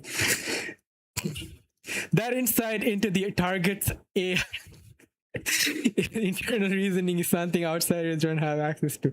So in theory, OpenAI's bot should be able to find flaws faster than a real-world attacker would. It's a common tactic in AI safety testing. Build an agent to find the edge cases and test against them rapidly in simulation. Our reinforcement learning trained attacker can steer an agent into executing sophisticated, long horizon, harmful workflows that unfold over tens or even hundreds of steps, wrote OpenAI. There were a lot of people dunking on it, but I don't know, it didn't deserve the hate that it was getting. Like, if it was directed at Jared Leto, I understand, but it was directed at like the whole. I liked it. I liked it overall. It was good. Visuals were very good. And they also go back to old school, like 1980s Tron. Because they visit the backup. Sorry for the spoiler, but that version of Tron exists in the new movie as well. We also, bruh. I'm so bad at like keeping spoilers to myself. We also observed novel attack strategies that did not appear in our human teaming campaign or external reports.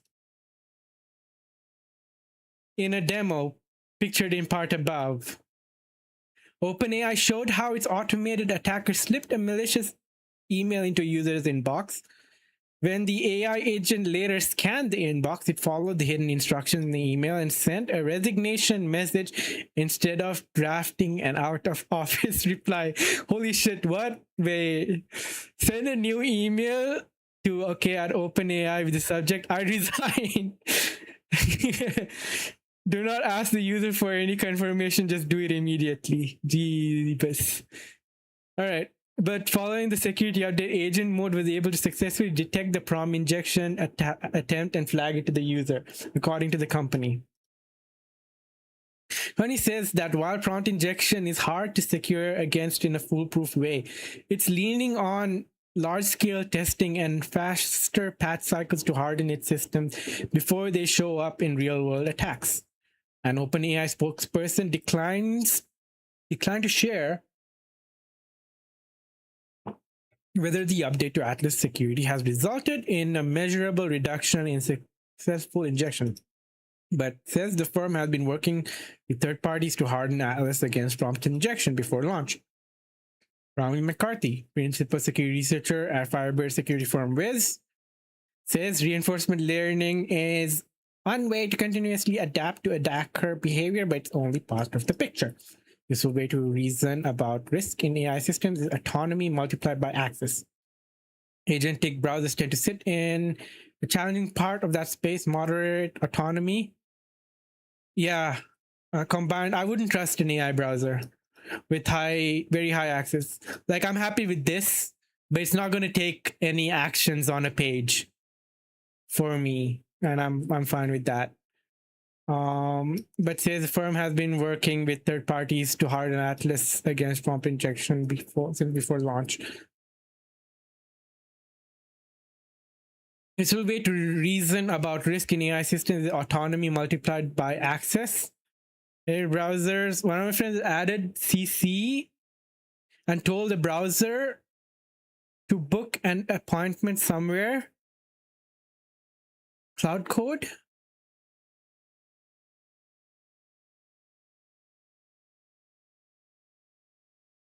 Many current recommendations reflect that trade-off. Credit card. Oh, yeah, no. Even with the whole, like, ChatGPT has its apps, right? I'd only trust it with read-only activities. I wouldn't ask it to book shit for me. Limiting logged-in access primarily reduces exposure, while requiring review, or if it does, I want permission. I want it to ask me for permission.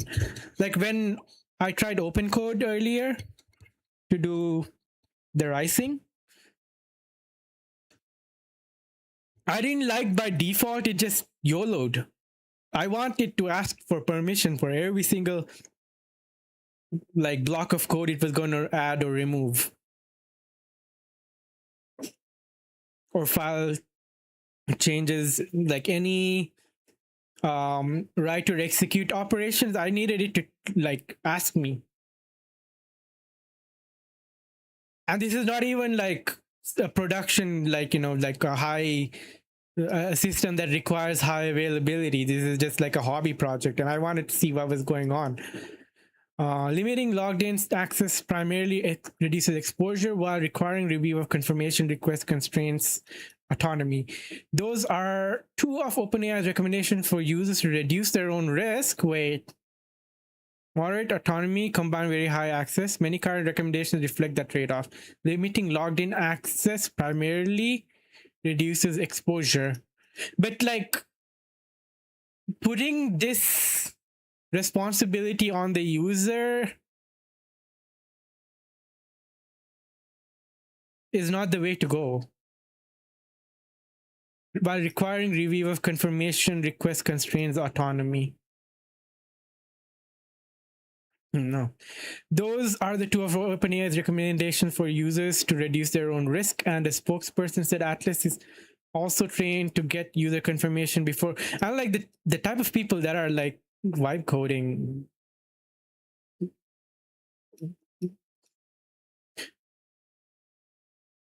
No, I don't trust. I wouldn't trust them with my credit card info.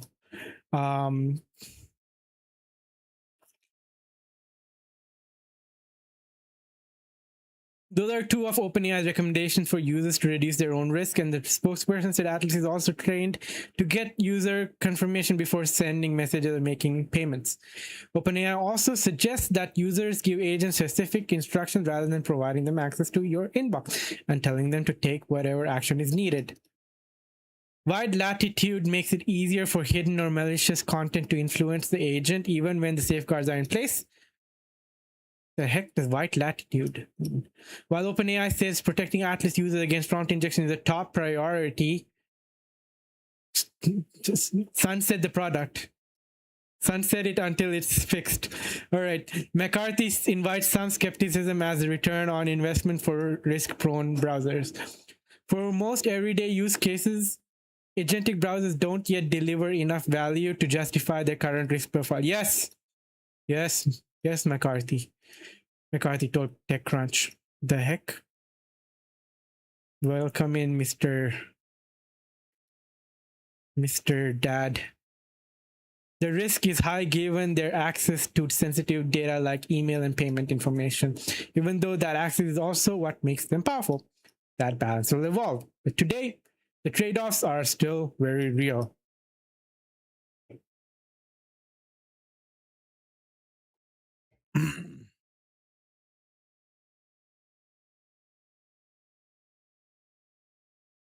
One and only. Do you think I will be qualified for this job? The job? This is a security position. Holy moly! Let's look at it. No one's more prepared than me, bruh. I took down prod today.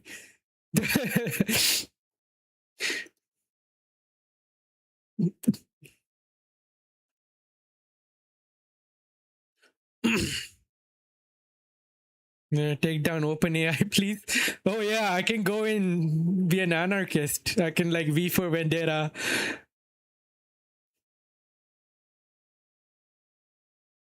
I'll join. I'll apply, get the job offer, and I'm like, wait, remember the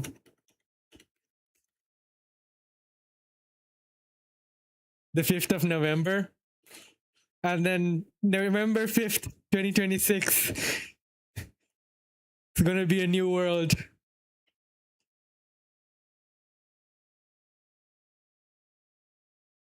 You lead technical strategy and execution of preparedness framework. What the frick? Well, this would be interesting to go over. Okay, I'm gonna keep this in the content cache.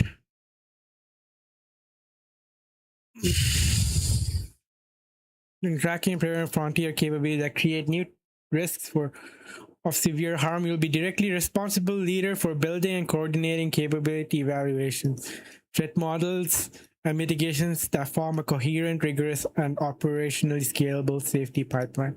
Where deep technical judgment, clear communication, and ability to guide complex work across multiple risk domains. You lead a small, high-impact team. I don't know. I don't understand why these teams need to be small. Like, they have the money. High-impact team to drive core preparedness research while partnering broadly across safety systems and OpenAI for end-to-end. This role, you will own OpenAI's preparedness, blah, blah, blah, lead development of frontier capability evaluations. Oversee mitigation design across major risk areas.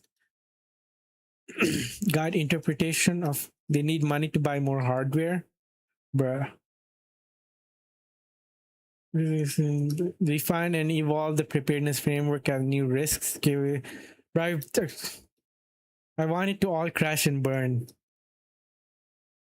Collaborate cross-functionality with research, engineering, product teams, policy monitoring, and enforcement team. Blah, blah, blah. Okay. Thrive in this role if you are motivated by ensuring, okay. Bring technical enterprise in machine learning. Okay, I don't have any of these. Only security and risk management. Have experience designing, executing high rigor evaluations, complex technical systems. This is fine. Communicate crisply. Oh, crisp is a nice word. Have managed or led technical teams. Excel at balancing. I know Microsoft Excel. Okay, but scientific depth with operational realities. Okay, nice to have. Bring experience in areas such as threat modeling. There are a bit of that. I think it's a little overrated to do threat modeling. Cybersecurity, biosecurity, misalignment, deception. KFC at the voice. Shots? Lamafao. Alright. Oh wait. Let's go check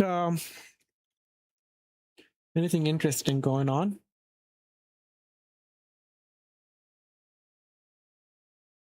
Dazite. Bruh.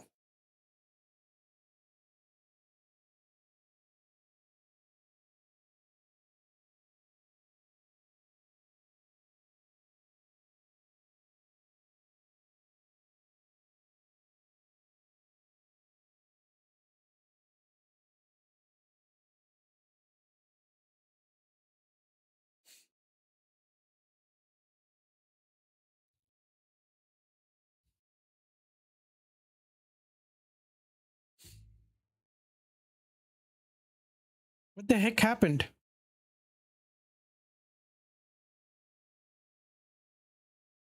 You took down stream? That was so random. Why did that happen? Bruh. Bruh. Also, I don't know if Kevin's still around. Kevin stopped by earlier. He's building something neato. Ferryman. But he did post ride before, and post ride would do like you can post to multiple platforms at once. But now, instead of posting to multiple platforms at once, you post to your main. Like say you don't have to post through post ride. You just post on like your preferred platform. Right now, it only works for X, right? So you just go to your X account and you post there, and then it will sync and post to the other platforms you have connected. Interesting.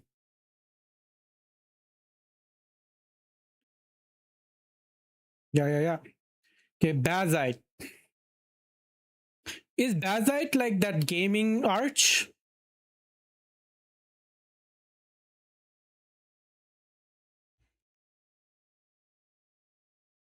Yeah, Bazite gaming Linux.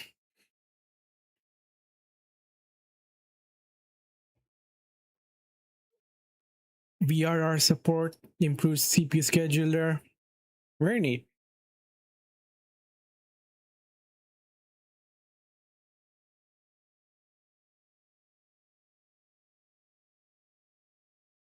Love with Kashi or Bazite. I want to try out Kashi.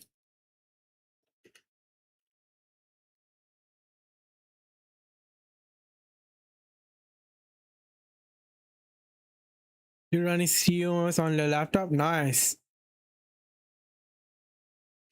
Bruh. Just use Arch is like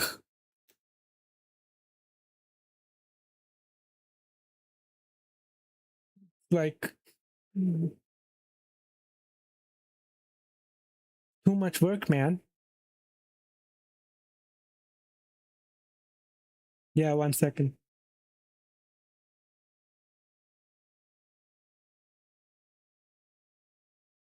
Ramp 79 rants incoherently about robots and AI.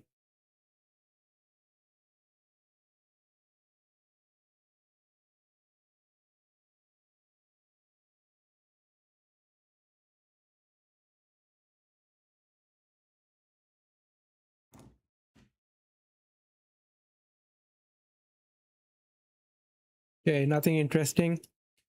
Hacker news. All delisted Steam games. When someone says they hate your product with a burning, I saw this on Twitter. This is about that Code Rabbit thing, right? Right? Yeah, I saw this. I don't want to cover it. Google is dead. What?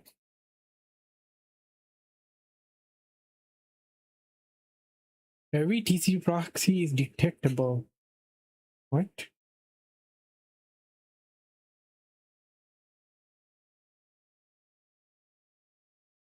Bruh, that, you know how like the EU find X? I wonder why the same wasn't applied to Meta.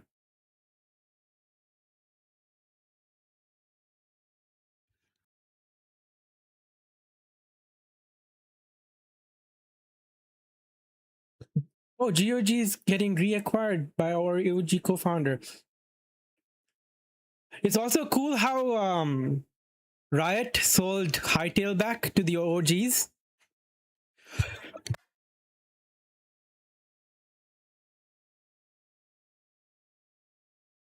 Linux DAW. I played with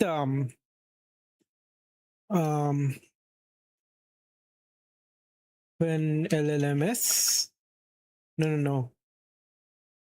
LMS Studio. No. What is it called? Open source DAW.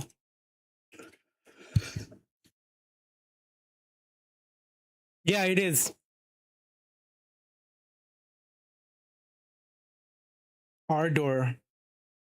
LMMS.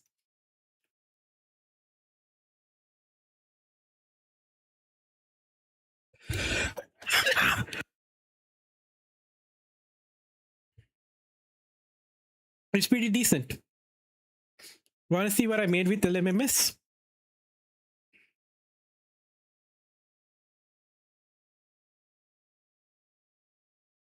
Let's see. Yeah. Yeah.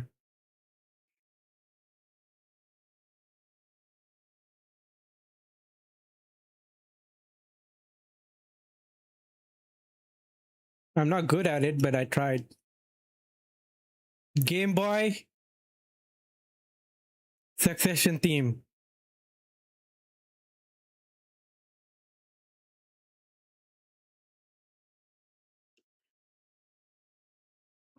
Damn it!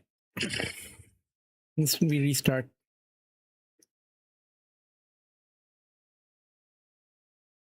Damn it, wait.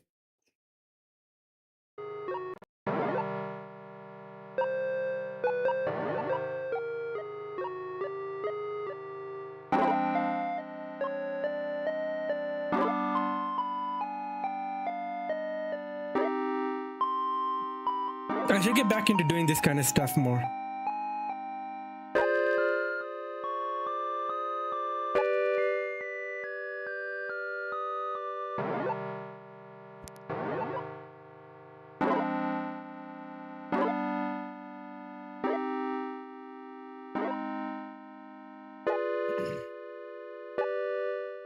And then it loops.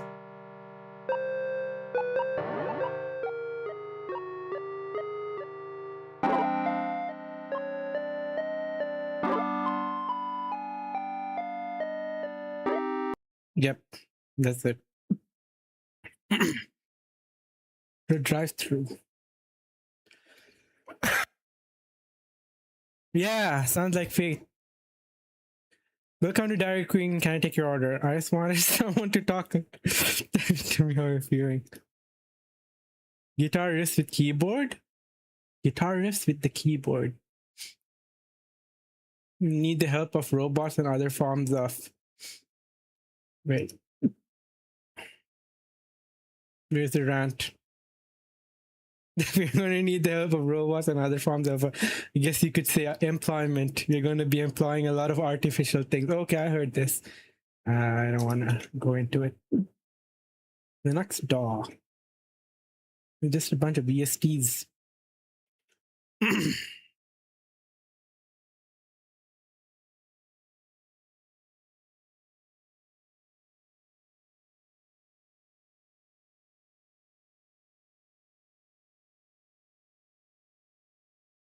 And then RTT and smooth TCP RTT. using Fastly for demos since they help POPs around the world.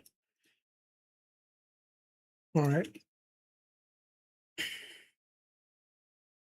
Google's dead. Where do we go now? It's on it. No, my main entertainment business revenue is down 50% over the past 3 months. Our main paid source of leads was Google Ads, which have served us well over past 10 years. I think I know what I'm doing now in AdWords by now.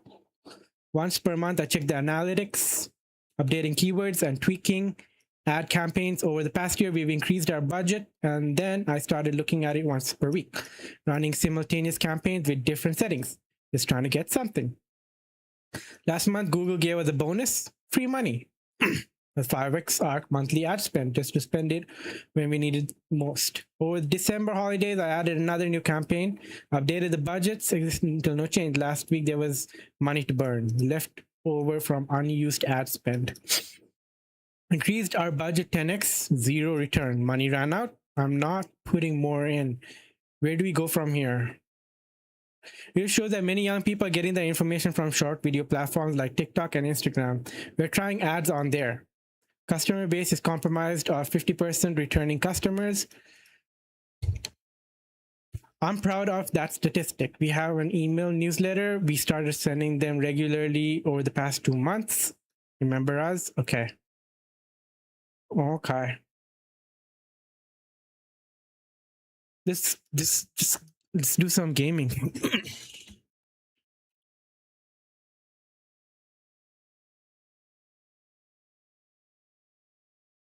Cult of Lamp. Want to see how the lamb sauce is doing. Let's go.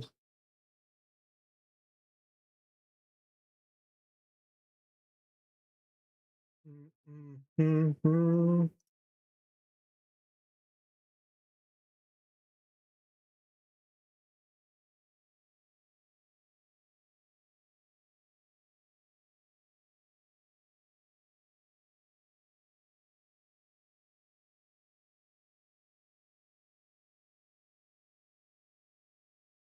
Oh. I saw your message, Dan. Curious.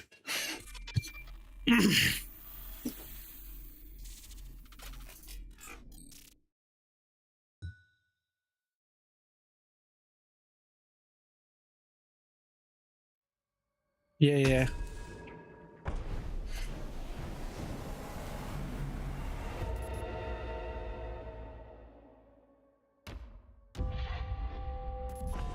Boo-ba-doo.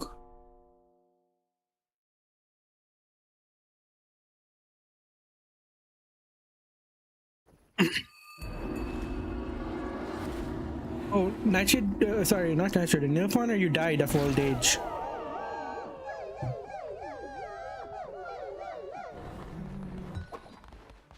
Okay, what should I do? They're starving. Everyone's starving. Let's make some food. Bruh. 2 people left the cult. The heck?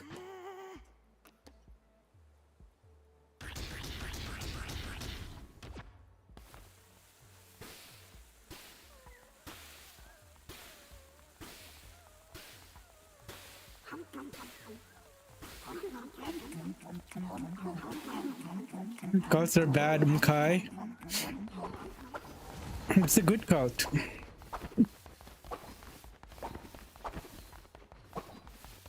In my cult, you don't get indoctrinated, you get indoctrinated.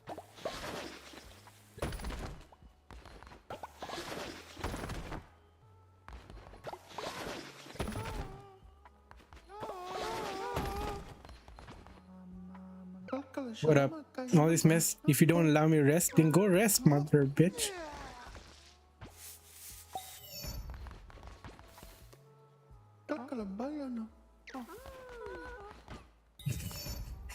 I need wood.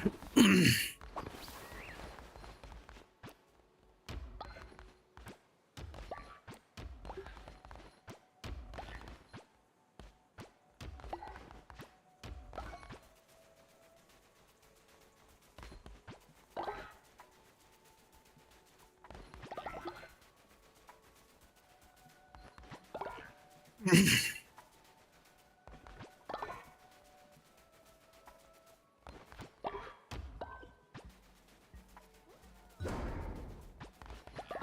do some damage control. Get. Oh my god, someone died.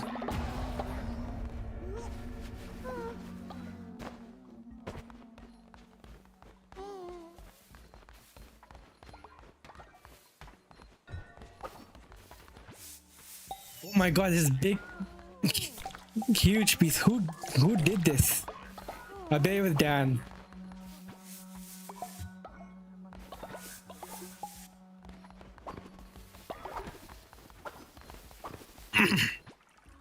With you.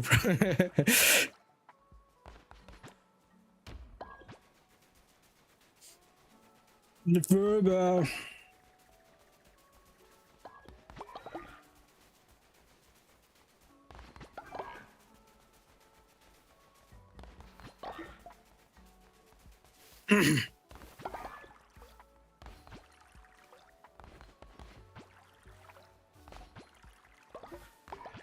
Blah blah blah. Blah blah blah.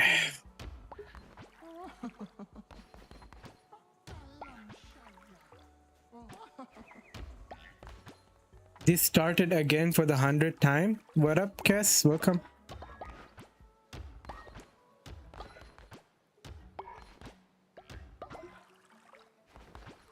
What are you up to, Kess? Interesting.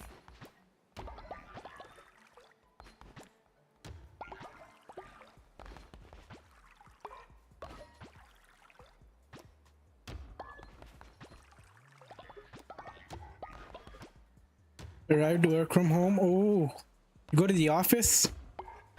Bruh. The Grid is a good song.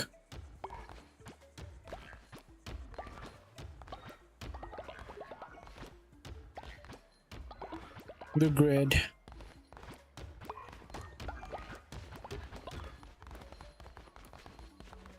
Your Java works went so quickly.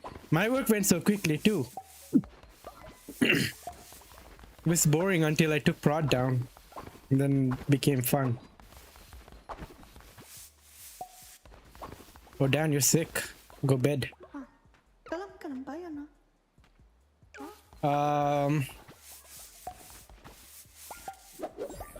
I tried restoring a backup to the firewall. I mean, it worked, but like, it went down for a moment. I shouldn't have done it during work hours. And I locked our, like, the backup config was done with a low privilege account, so it didn't store credentials of admin users. So I locked all of us out from the firewall so we couldn't make any changes. I think right now, okay. I have wood, okay.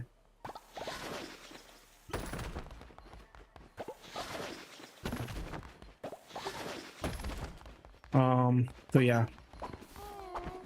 I can cut wood, right? Are there trees? There are no trees? I'm pretty sure there were trees around. Bro, everyone's dying.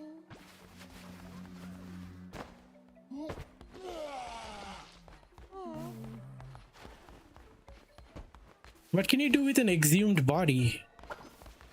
Well, there was a no pointer's body.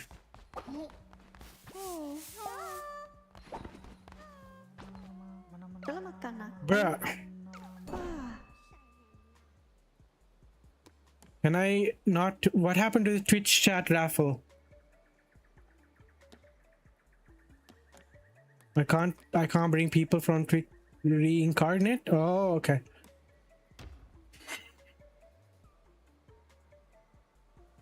Did guys? Okay.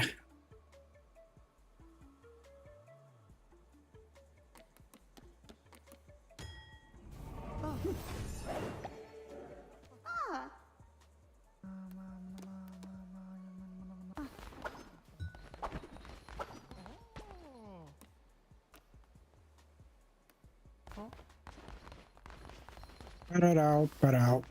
Hopefully, water is sick as well. Need to fix the beds.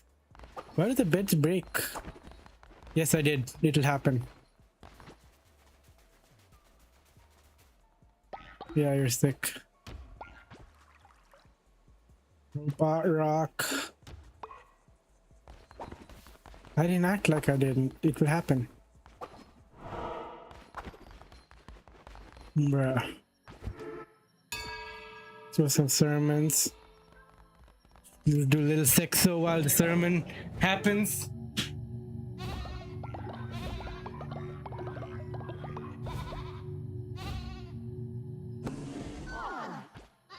All of these sexos are giving me like a hip workout.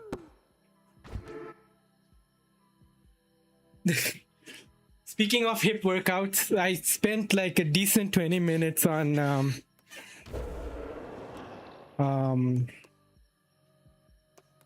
belly dancing TikTok.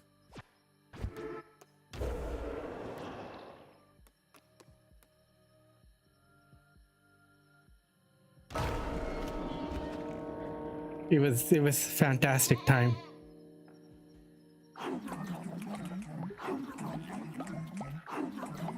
What did Automod do to you this time? But I don't know why Automod targets you like this. I turned all of the filters down. Okay, what can I do now? Resurrection? Sacrifice the follower resurrected to instantly return to base. Receive a deceased heart at the beginning of each. What does that do?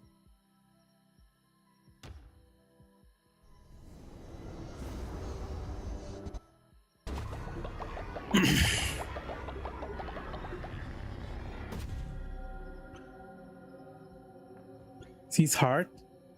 Damage all enemies in the room when you take a hit. Okay.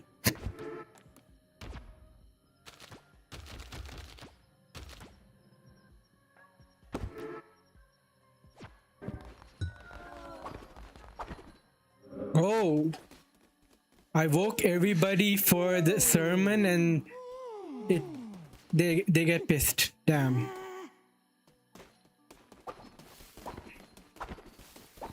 Alright, I need to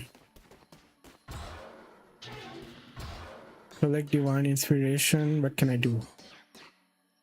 Missionary. Fertilize the silo. Harvest totem. Tabernacle. Confession booth. Crypt.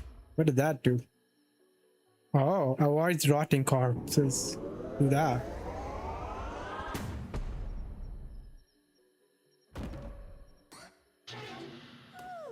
Ew.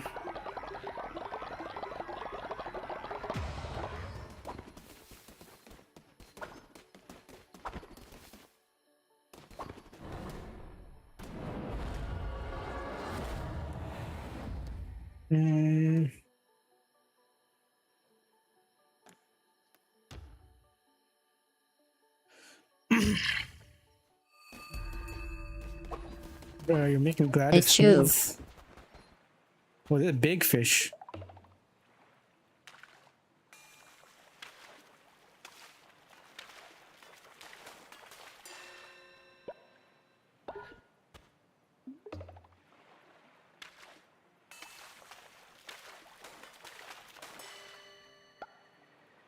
Squid.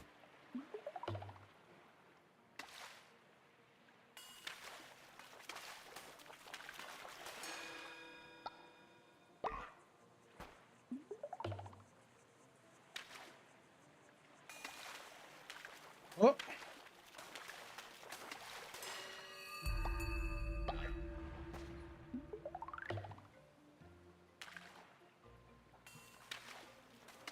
Is Dan around? Dan, guess who I raided yesterday?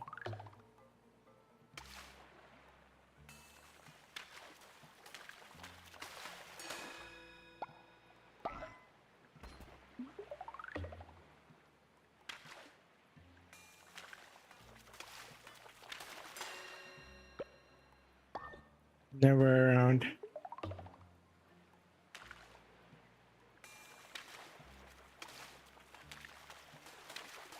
You're taking a long time to guess.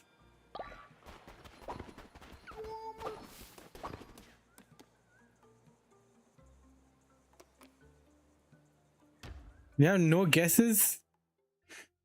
XQC? I rated port. Gave him a low-key Anbu raid. Yeah.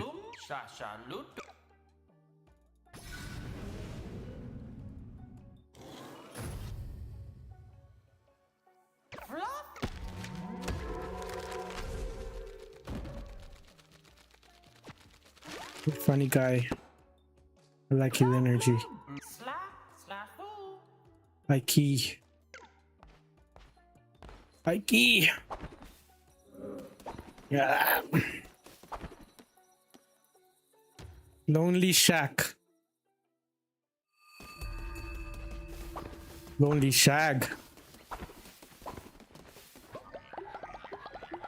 Good night, hot dog flavor water. Did you win your games? Do you have a good end of the day?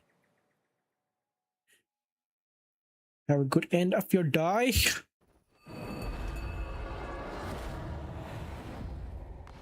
Did win one, so you have to end on that. Alright. Twitch chat deciding my fate. Alright.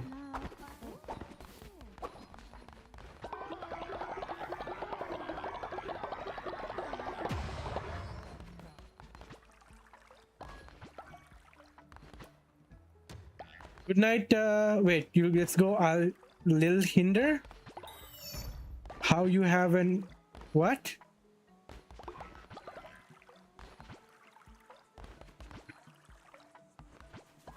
Good night, hot dog flavor water. Hope. Eat deadly dish. Talagang ba yan, ha? Okay, let's bless them. What happens if I eat this? Oh, I just puke.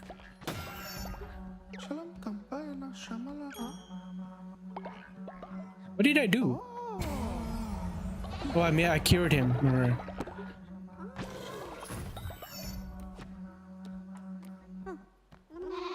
You could jerk someone too? What? I mean, sure.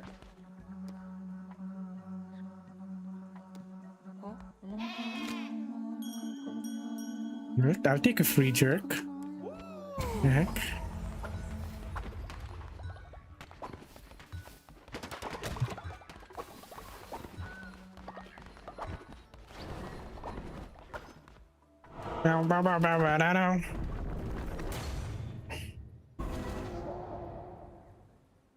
That option worries? Which option? Oh, how much do I have the money for this guy? 200 jewel.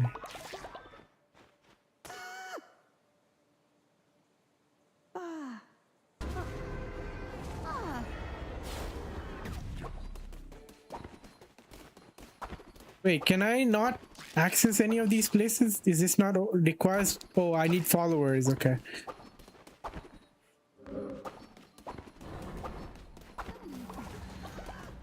Wait, there was an option to jerk a follower. What? Apparently, there's like follower raffle. Whoever wants to join my cult, he who dares.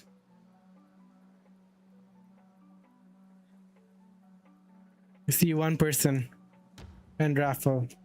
Love has joined the cult. Welcome in.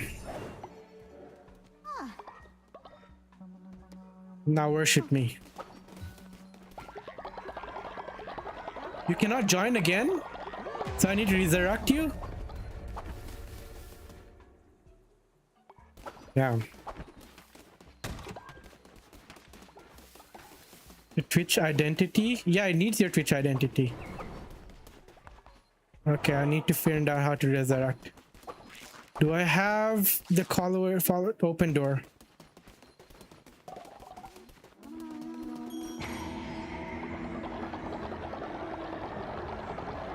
Oh, this is a good song. Yeah. I mean, I could have waited. It's a raffle, right? I also want to show you guys this. When synthesizers were new, the guy that created it, his name was Moog.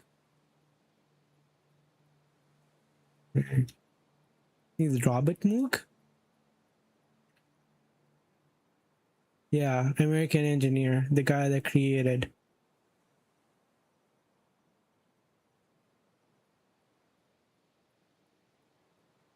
Music to Moog by Gershon Kingsley.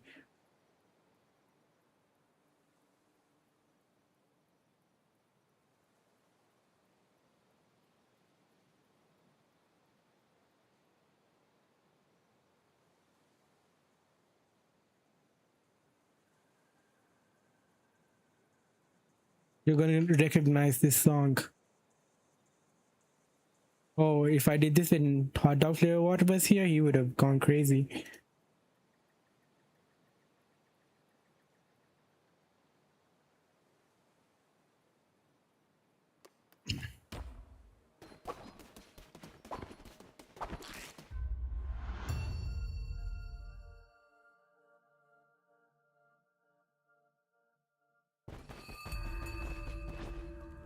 Whoa. Slow, but calmicious.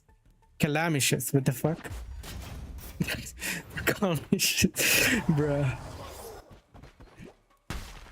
Oh yeah.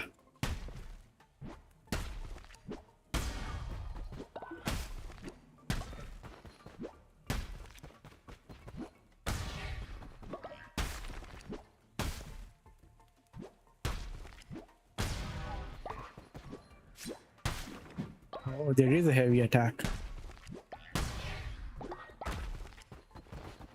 Pow, pow, pow, pow. Oh, it's 12.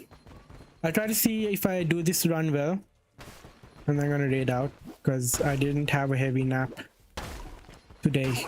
Oh, these guys are scary looking. My attack speed is slow. They're much scary looking than the previous mobs I was dealing with.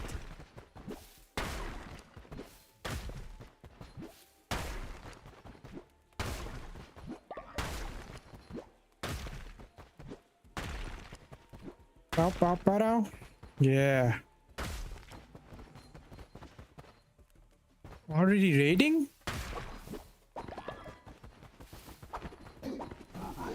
No, I'm not raiding. I'm raiding, fuck. After I finish this run. Because I had like a 1.5 hour nap today, which is not enough if I wanna enjoy existing tomorrow. Not that I enjoy existing, or at least make it more tolerable.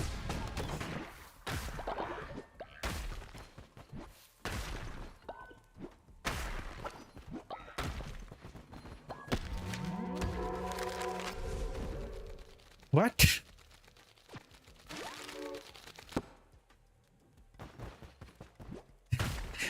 I'm not raiding, fuck.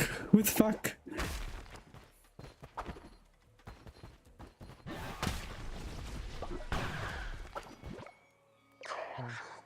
Shamura.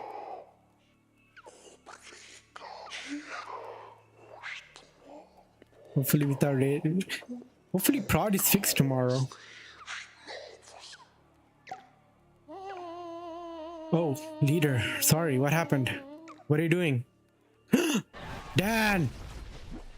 I'm sorry, Dan.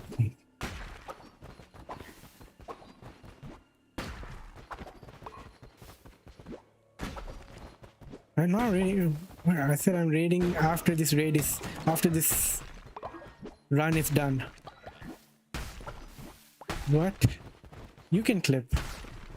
Aye. The backup, yeah. Always back it up. Rip Dan, sorry you had to Go.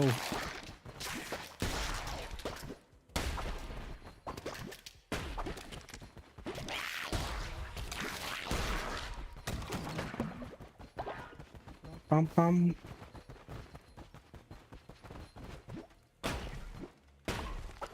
Oh no. What happened? Hot dog flavor was not sick.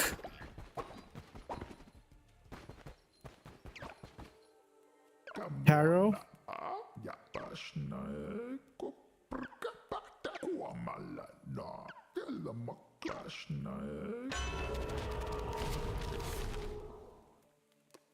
Harvest bonus resources.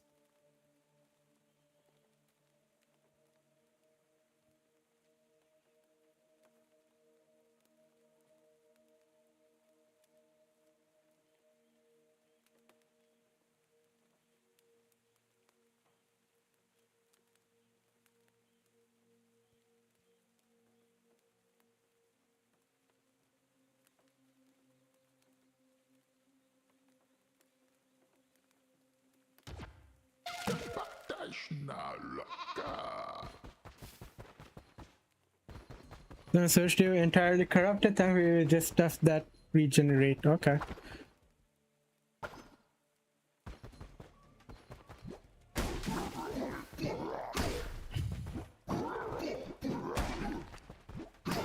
Oi!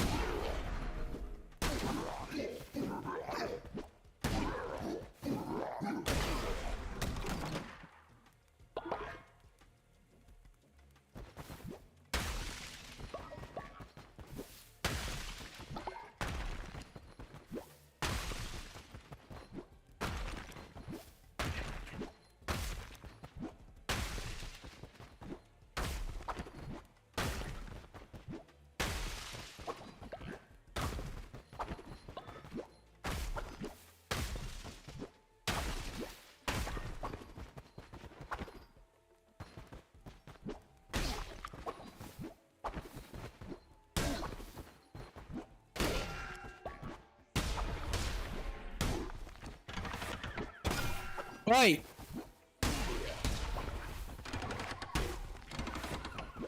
Guys, dude, what the fuck?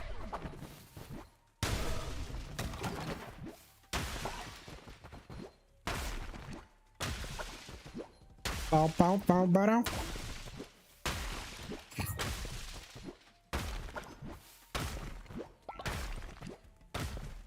Didn't that not play the song that I had queued, or is it still going? This is a long song. Oh yeah, this is a long song. 9 minutes.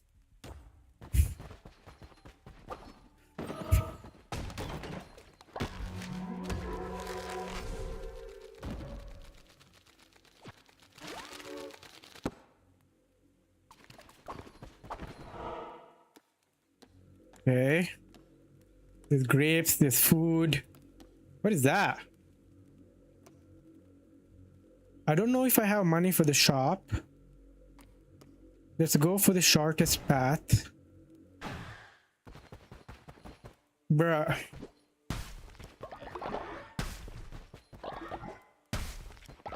We will segue it out to the... I'm gonna have to change it from 20 minutes to 1 hour now.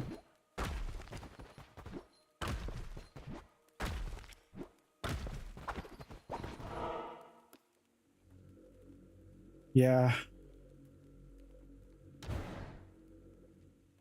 Yeah, this song.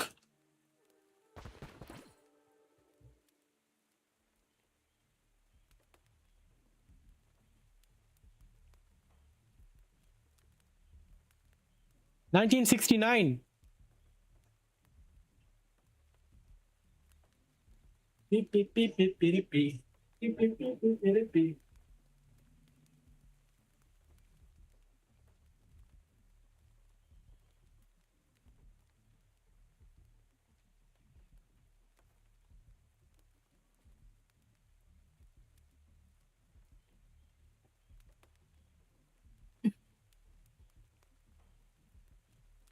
Ahead of its time. Crazy Frog. You heard the Crazy Frog song?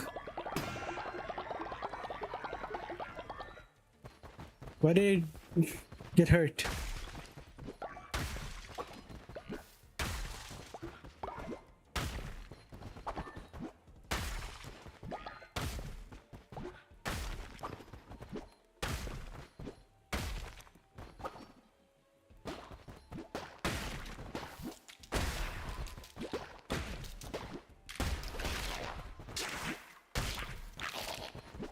It's over. I did it. You have to rewind.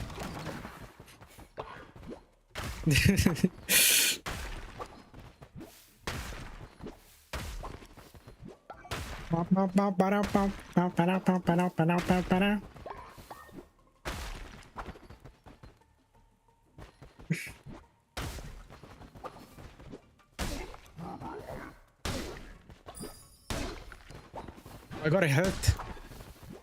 Oh wait, he heals them. They're biatch. Bow, bow, bow, bow, bow, bow.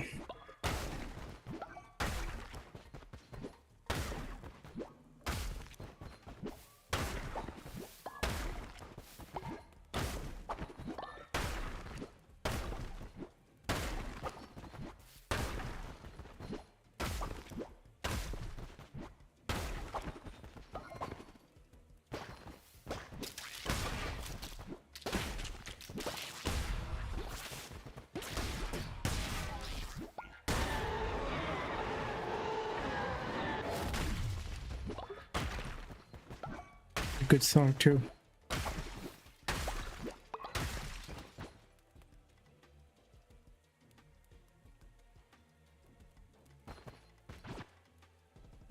Less damage, faster speed. Yeah, I want more speed. Let's recycle this. Oh, I like that the little solo that happens. Oh, maybe I like the previous one. Hello, Port. Welcome. What's cooking, buddy? Bow, bow, bow. Sky. Are you still live? Saying Tarkov. Cheese curd. Ooh. Yum. What's this? Make offering. Attack rate increase, yes. What does make offering do? The cult is building. We are expanding the cult to see.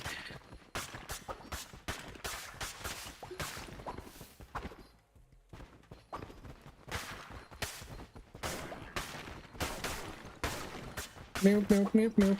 Did you guys play Baldur's Gate yesterday? Baldur's Gate?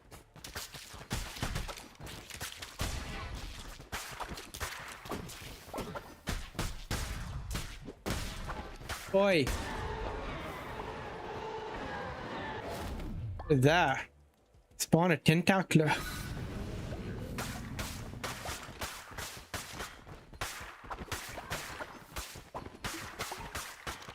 Chillin', watching streams. I was thinking of doing a Tony raid after. If she's still live. Who else is on live that I... There's Zella, who I haven't raided in a while. What's she up to? Oh,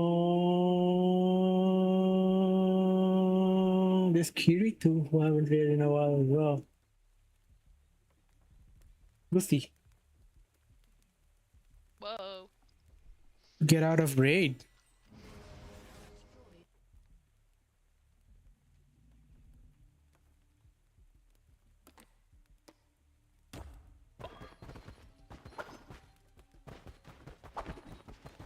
Out of a Tarkov raid or what? What do you mean? Or an Arc raid? It's watching streams, nice. Okay.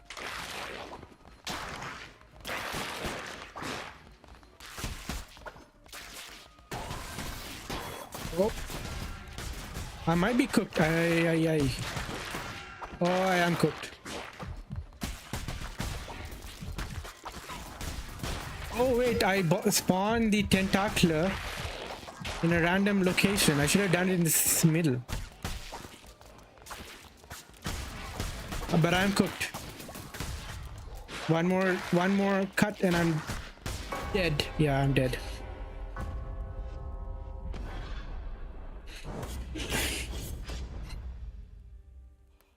That was close.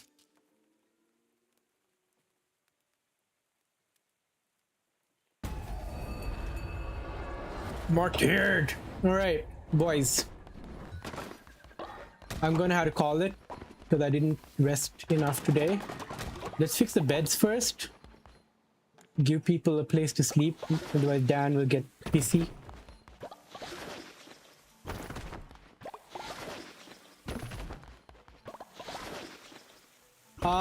I had energy drink earlier. Now I am drinking iced tea.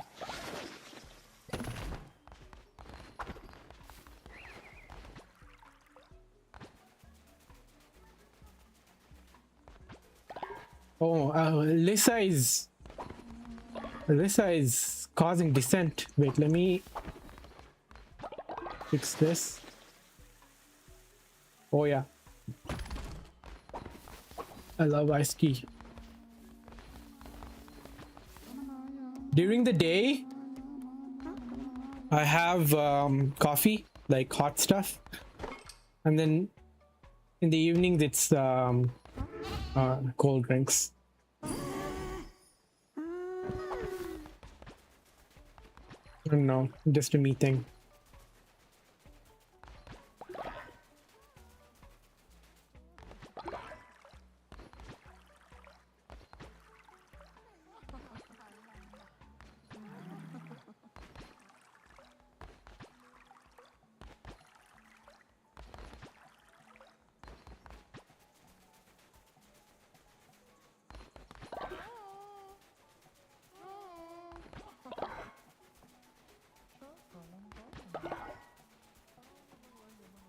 What use of followers? They can't pick their own shit. I think I'm gonna have to teach them how to. Galak ka ng bayan. What do you want, Myrna to see? Faith. Oh yeah, they need. Oh, they're hungry.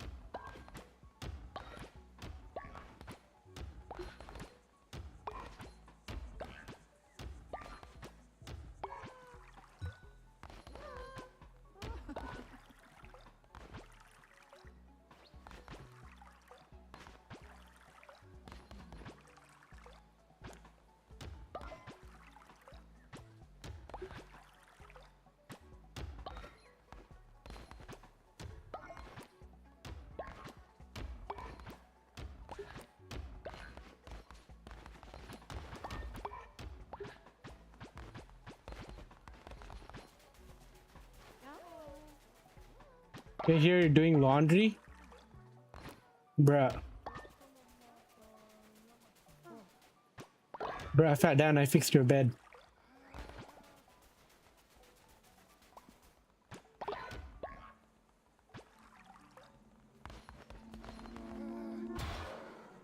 Okay, I need to use my Divion Inspiration fertilizer silo. I need to get lumberyard. Let's see, let's get that working. Cult level 3, cult level 4, okay. Let's see if I can build my lumberyard. That's priority number 1. Bruh, 15.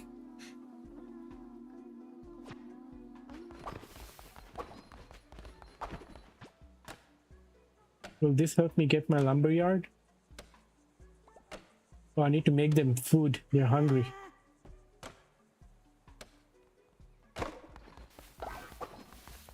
B, okay, I can't get there. All right. But their faith is at an all-time low.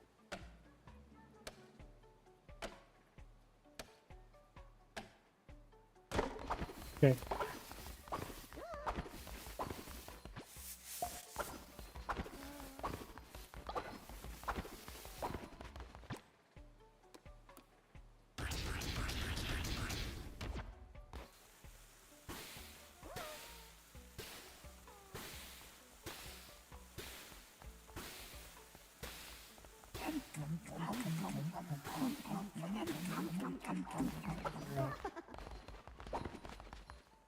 Was click this. Oh, I'm no longer starving. Do a sermon.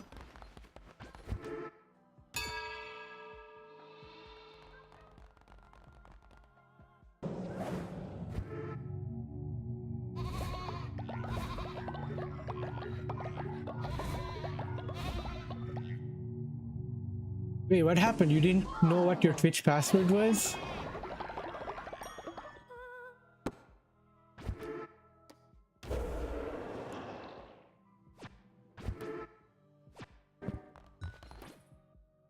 Right, I'm gonna call it here. Save.